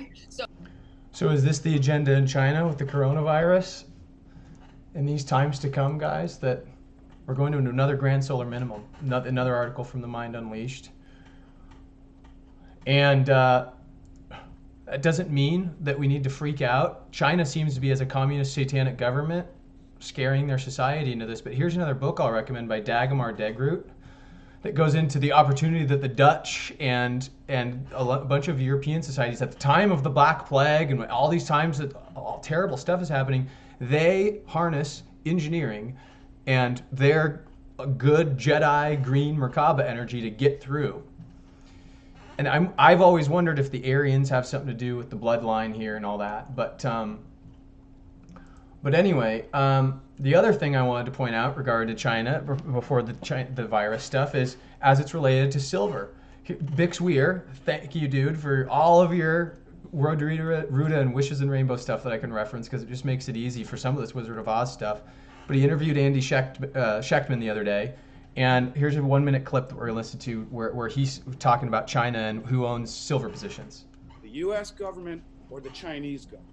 I have long felt it was the Chinese government holding a gun to the head of the CFTC and the Justice or the Treasury and saying, look, we know what you have been doing with the metals market for a very long time. We're going to do the same thing. We're not going to dump treasuries.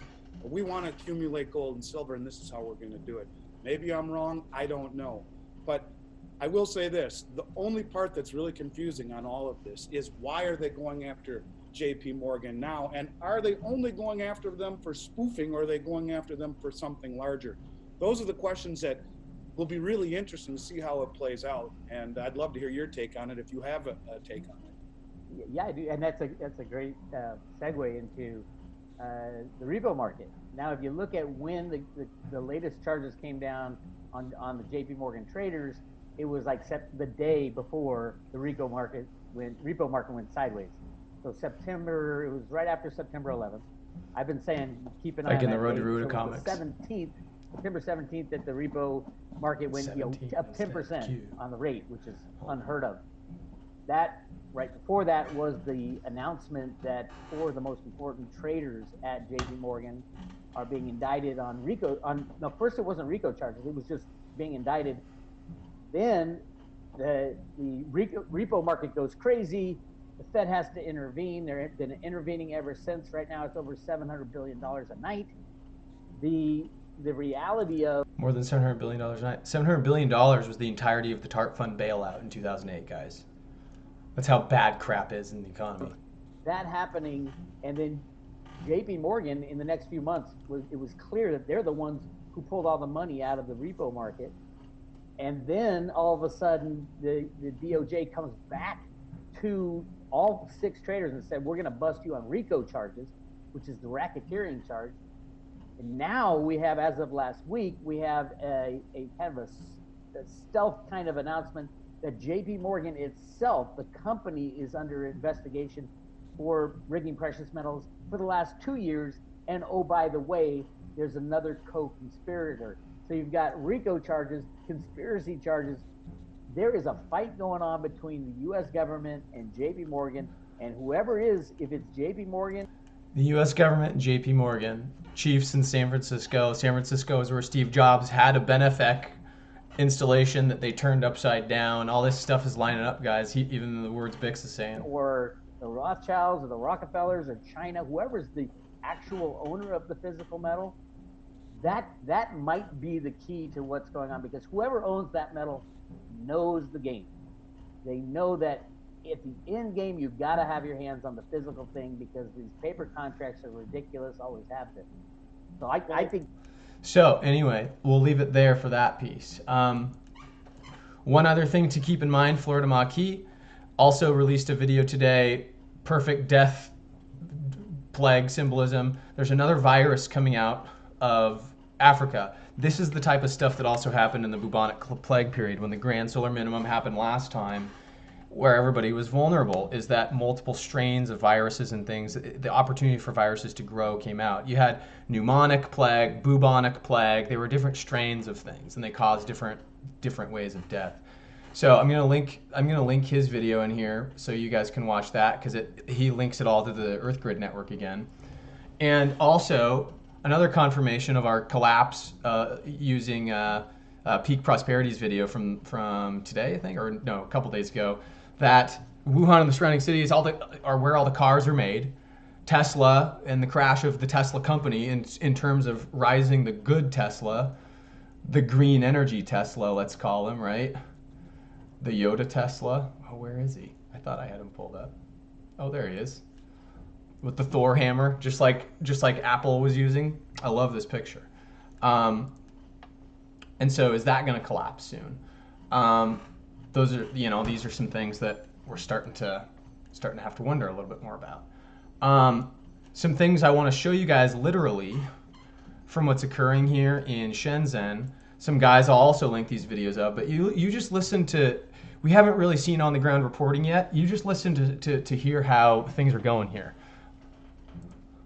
And they're doing that every day. It's got a strong smell to it. I think it's like Dettol. He's talking about spraying or something like that. So this guy's driving around Shenzhen before it got quarantined. It's now quarantined.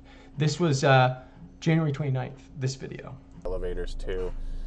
Daniel and Doomborough. Just all sorts of precautions taken like that. I received an update from my nephew in a small village in Jiangxi. He sent me a picture. They have actually blocked off the entire road out of his village. Look at that. So now it's his village, and there's a small township, so there's places they can still buy food. Quarantine. But they've basically brought a dump truck in, and they've completely sealed off his village. And apparently this is happening all over China to restrict the movement of people. And even my brewmaster, he called me today, and he said that probably he's not going to be back on time. He needs me to go into my brew pub and reduce the temperature on one of the beers. But it was pretty cool to see. And then he's going to get into another time where he's sending him the videos of his nephew showing the propaganda trucks coming through town to clean up and everything. And well, let me show you that video. Hold on.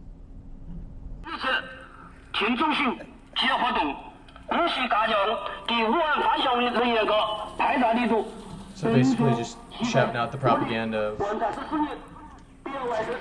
the agenda, right? So he drives around the hospital, kind of an unwise thing to do in my opinion. He's just trying to get sensationalist hits, I think, but he, who knows where this virus is spreading to. He does another video this next day. Shenzhen, China, as usual, and apparently I'm on lockdown. And he's on lockdown all now. Of the social media stories.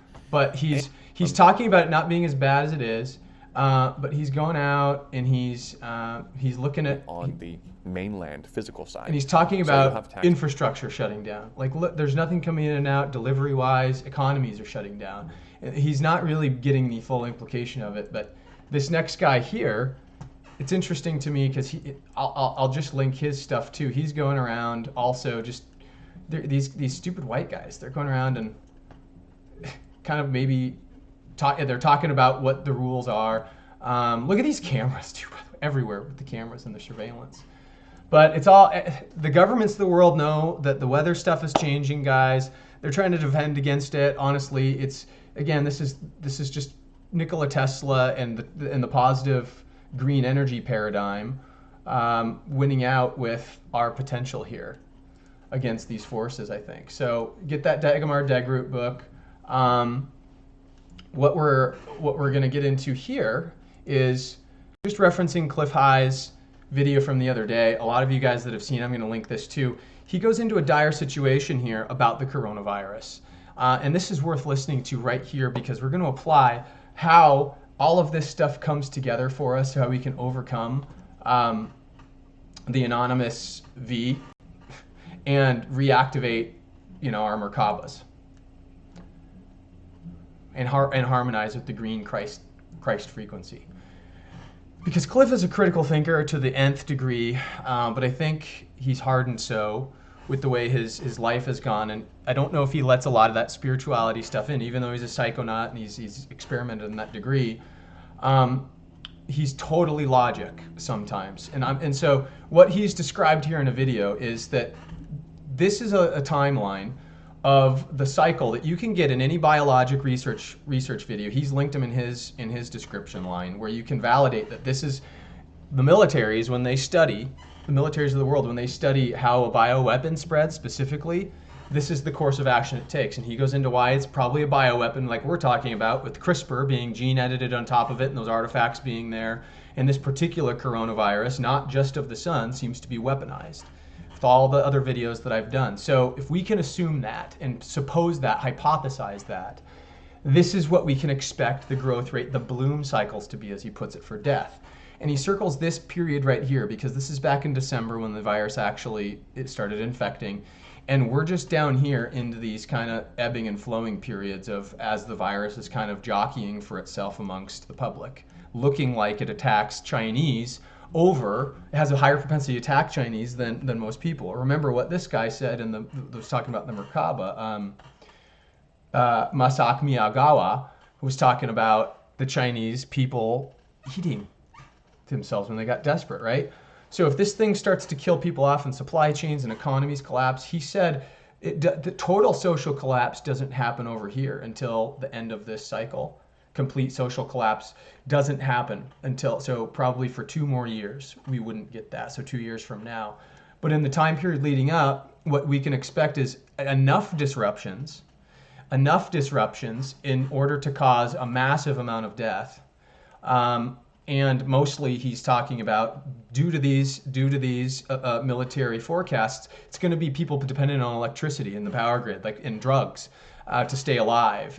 People that are on life support. I mean, these people have no hope in this situation. It's a glut of elderly and older people is what it ends up being. And then it drops back off for a time. And then in about 1 year from now, he says what ends up being really, really sad is forecasted as this chunk here is another huge uptick, another third. And what this is all about is when the children die.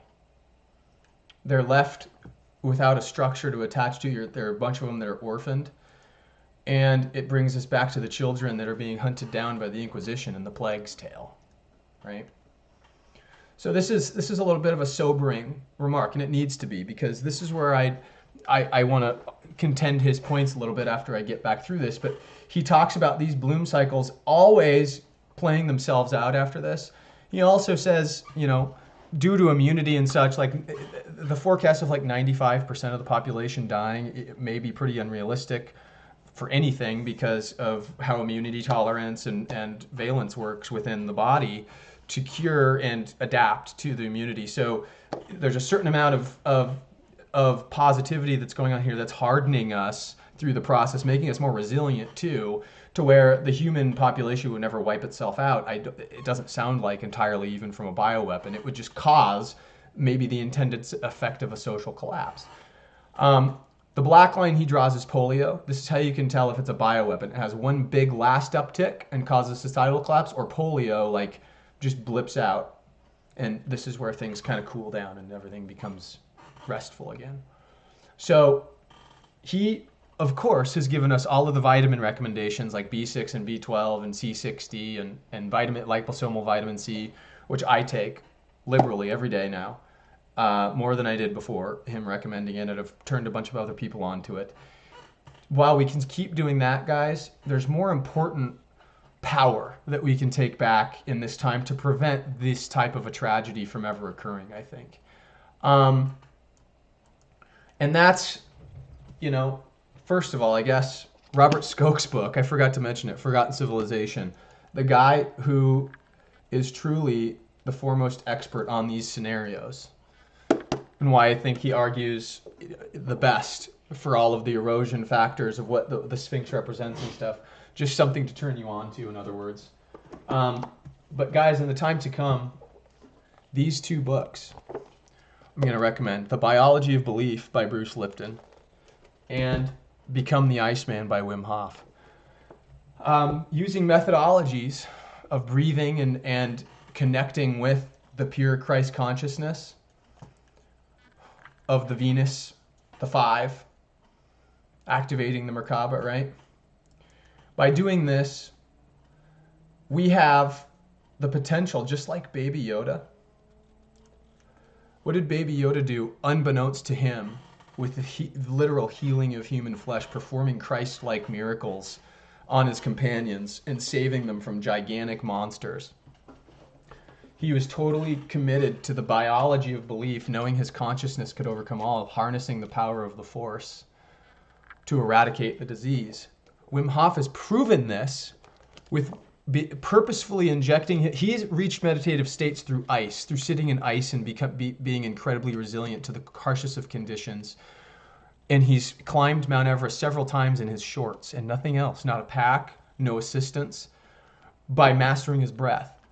And by mastering his breath in this way and using Bruce Lipton's basically biology of belief, he's proven through experimentation, people will inject him with malaria and polio and all sorts of horrendous crap, only to prove that he can capture the virus with his mind and eradicate it almost immediately. We can do this too. My masseuse had a precancerous or cancerous lump that the doctors found. And she's all about all of this stuff. She's totally in tune with all this stuff, especially from a practicum degree. She specifically knows the energy points on the body. She's a trigger point therapist. And she got this cancerous mass, said thank you to the doctor, went home, scheduled an appointment for 3 weeks later, and every night visualized that it was being sliced away. She went back 3 weeks later, and the doc, oh my, your cancer's gone, I can't find it. And she said, I know, is what she said. We have this ability, guys, that it's a shame that books like this is The Robes by Penny Kelly, and she got one version of the future in a vision from some sort of beings that visited her that resembled little tiny monks. And if you read, this book was written in the 80s, and she was scared to bring it out for so long, or even talk about her experiences for so long, but it talks about what we're living through now, called the generation of lost children, is what they're calling it. And there's only a potential for it to happen, as they say in this book. They say humanity can write its path and become one. So who's communicating with us there, right? Remember the cycles for Dewey B. Larson and Dewey Dakin. Remember that we can activate the potentials in us. You know, we can even from an engineering perspective, we can even kind of be like the Dutch and invent our way through this. It doesn't matter. Creative power, however it's going to manifest, is exactly what we want. Has Luke turned Darth Vader to the light side? Darth Vader, represented with us by Donald Trump, has he been turned to the light side by what he had access to with Nikola Tesla's documents? The Stephen Quast Space Force that we're seeing, is it a benevolent thing? Guys, there's a deleted scene from the Star Wars Return of the Jedi movie that I'd like to play for you. And, you know, I run the risk of whatever I run the risk of here, but you got to see it all the way through. It splices together the two scenes between when Darth Vader arrives on the shuttle to check the progress of the Death Star and when Luke arrives at Jabba the Hutt's Tatooine palace. And I'll just play it right here. Emperor's not as forgiving as I am. James Earl Jones, the Lion, right? In this capacity, he's got forgiveness. And look, my doTERRA essential oil, Forgive, is even green. Darth Vader's not a lost cause ever. In fact, Luke saves him at the end. And you know what's interesting about Luke saving him at the end of that? We'll skip this because I don't want to play that famous song from. Guys, Luke lost his right hand to Darth Vader, his creative force. This is the creative side. This is the receptive side. He lost that, but it was blue. It was also his dad's old lightsaber, Anakin's saber. So their connection was severed. But in that, he found out how he could connect with his dad. Because in doing so, he had to get a mechanical right arm. His dad, Darth Vader, is mostly mechanical. So Luke literally had to dip his hand into the dark side to pull his dad out. My dad has this metaphor he always shares with me about quicksand and having to stay on the edge. You can't jump into the quicksand, you have to lend a hand out. It's funny, but that's exactly what Luke has done by saving Darth Vader by the end with the green energy. No longer did he need the blue energy. The blue energy was what when Yoda had said he was too young to start the training. He was mouthy, the throat chakra, all about communication. He was cocky and mouthy. But by this movie, when he's the one that overthrows Palpatine, he saves his father, the lion. So my question is, has Darth Trump been saved in the ways of bringing out the national, secrets and all this stuff? And I want to share, to close this video, that I had an incredible kind of like, when watching this video about martial law, he was talking about some stuff in the writ of common law.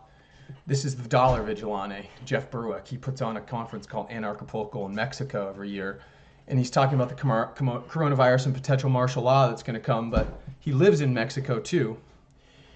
It's just that when he was talking, he mentioned the common law as I was walking past on my shelf and looking at the common law, and I picked it up, and it went directly to the page of possession.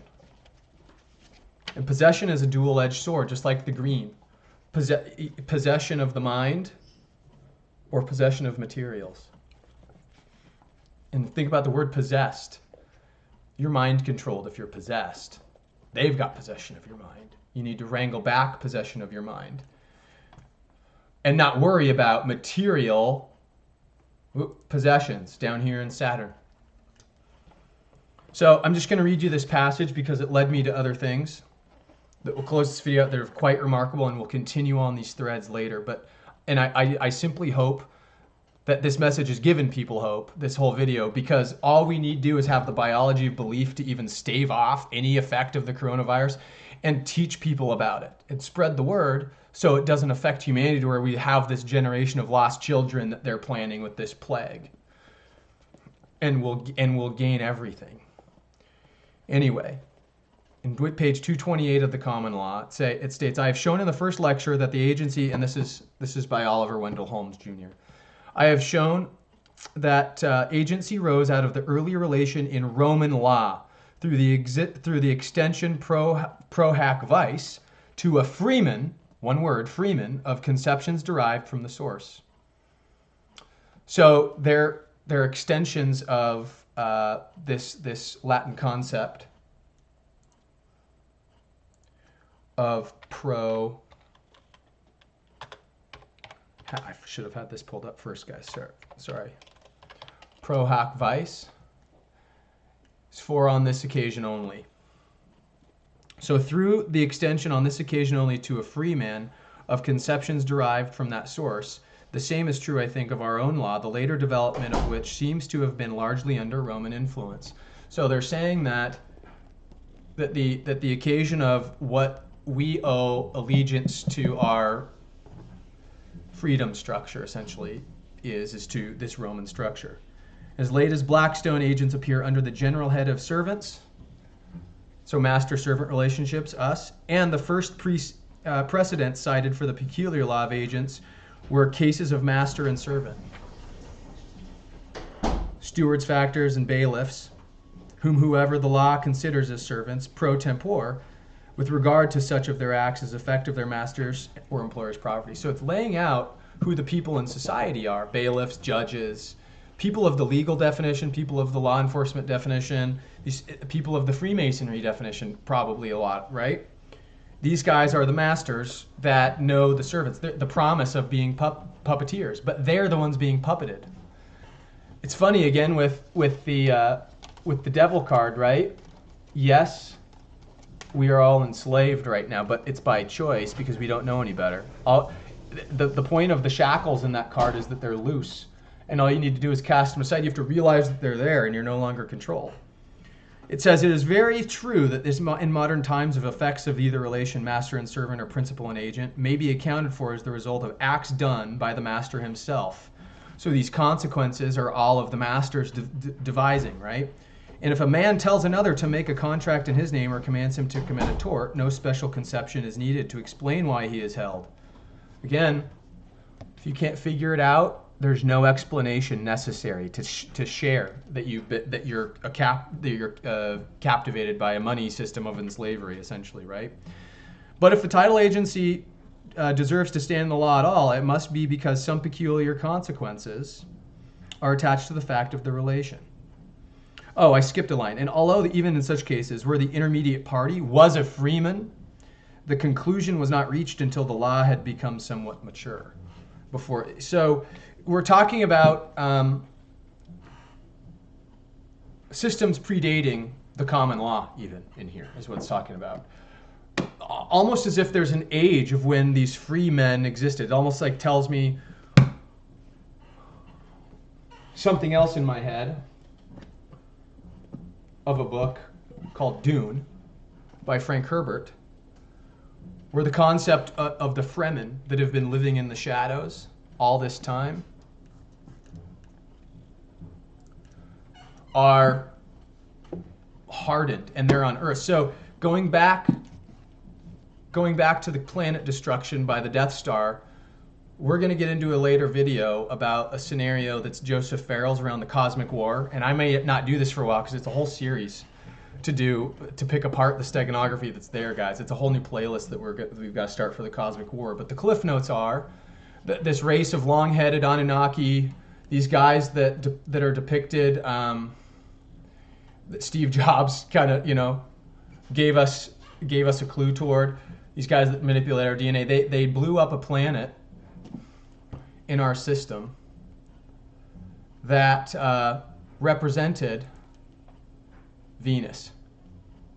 That planet got obliterated, and our connection to God, because that's what was represented in an entire system-wide structure, because of it seems how everything is harmonized within these systems.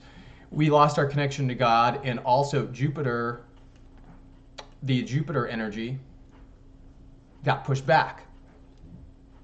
There's a riddle there too. Mars got blasted apart. Its magnetosphere is gone. Because of this event, it seems. It's the only planet that doesn't have a magnetosphere, and it's a barren wasteland of desert. Just like the planet Dune. And so what the implication of, I think, what I intuited from the common law is they're talking about a time when the freemen existed before the conscription of this text led me, because I just finished Dune for the first time after trying to do it several times about 3 weeks ago. So this is all fresh in my mind, and Arrakis is the perfect allegory for Mars. And so what we're supposing here is that the Fremen that are still on Mars that couldn't escape, because what looks like happened is a bunch of people wreaked havoc on here on Mars, and a bunch of ships maybe escaped, landed on Earth. Kind of like the Battlestar Galactica story, the war with the Cylons. And sure enough, the Death Star came and parked itself here, maybe, and controls us, just like this Eighth Sphere lecture by Rudolf Steiner. Did Rudolf Steiner belong to the Mandalorians and the Essene class and give these lectures to give us enough equipment to make some decisions for ourselves? Nikola Tesla talking about downloading all of these thoughts from Venus? Venus being the captured planet that rebalanced all of the disharmony that happened after this happened. So, guys, if that's the case, then what we may be dealing with is what I have intuited, that there's a Freeman culture here that is the same as the original Aryans, right? The original Aryan bloodline. Maybe the Aryans are the Freemen that came here from Mars, and they split apart. Not all of them could make it off planet, but enough of them did survive underground, where they've used their arid environment to their advantage. and they're hardened and full of Christ consciousness, but maybe a lot of fight, maybe a little bit of fight in them, just like this, and millions of them, and they're absolutely totally in line with a vision and an agenda. They're also mind controlled with a doctrine, though, because there's an overarching space community, the Guild, and the Emperor's Empire, Palpatine, that control all the other propaganda in this story. So, did the Aryans, the original, vision of the Nazis, differ from what we got bastardized at the story of World War II? Maybe. Are they in Antarctica? I think so. Are they reformed back to? Are they the true Freemen? Are they mixed in now too? Did they meet the Mandalorian Essenes along the way and get their vision changed over, with Rudolf Hess being the benevolent Protestant here, to Hitler's evil side? Hitler succumbed to the dark side. These are all the things I ponder on, guys, and I'll leave you with this movie trailer to watch. The phenomenon as it relates to this, the old movie phenomenon. And I'll also leave you with the fact that The Matrix has begun filming on February 5th in San Francisco, the city of Steve Jobs, in Chinatown. The Matrix 4. This all factors in somehow, guys. It's all interesting, because if this is the case, then we've got, as of December 18th, when Dune comes out, we have this Juno entering Sagittarius event that I can't even go into here because I haven't done enough research on it. But harmonize. Use the practice of cymatics. Understand it, know it, its sound and frequencies. It'll get you far. In thinking and philosophy and music, it'll get you far with harmonizing with the five the way you need to harmonize with your Merkaba and bring out that activated Christ energy of power of belief. And we won't have to worry about the times to come that Cliff Hyde does warn about, that are very real. But is this what we're here to do, guys? To turn the tides back in our favor? Maybe so. The story of Luke Skywalker and Yoda is lending a lot of credence to this. So I love you all. Myself, I need to get going here to get to the store to get some supplies for the week in service of this stuff, just so I myself can be prepared to the material extent. It's just wise to do. And we'll see what the upcoming days come. But I hope this gives everybody tools and a lot of framework for sharing this with people and encouraging them and loving them and showing compassion to people in the times to come, because that's what's going to be required, and we can do it. Love you guys. Talk to you soon.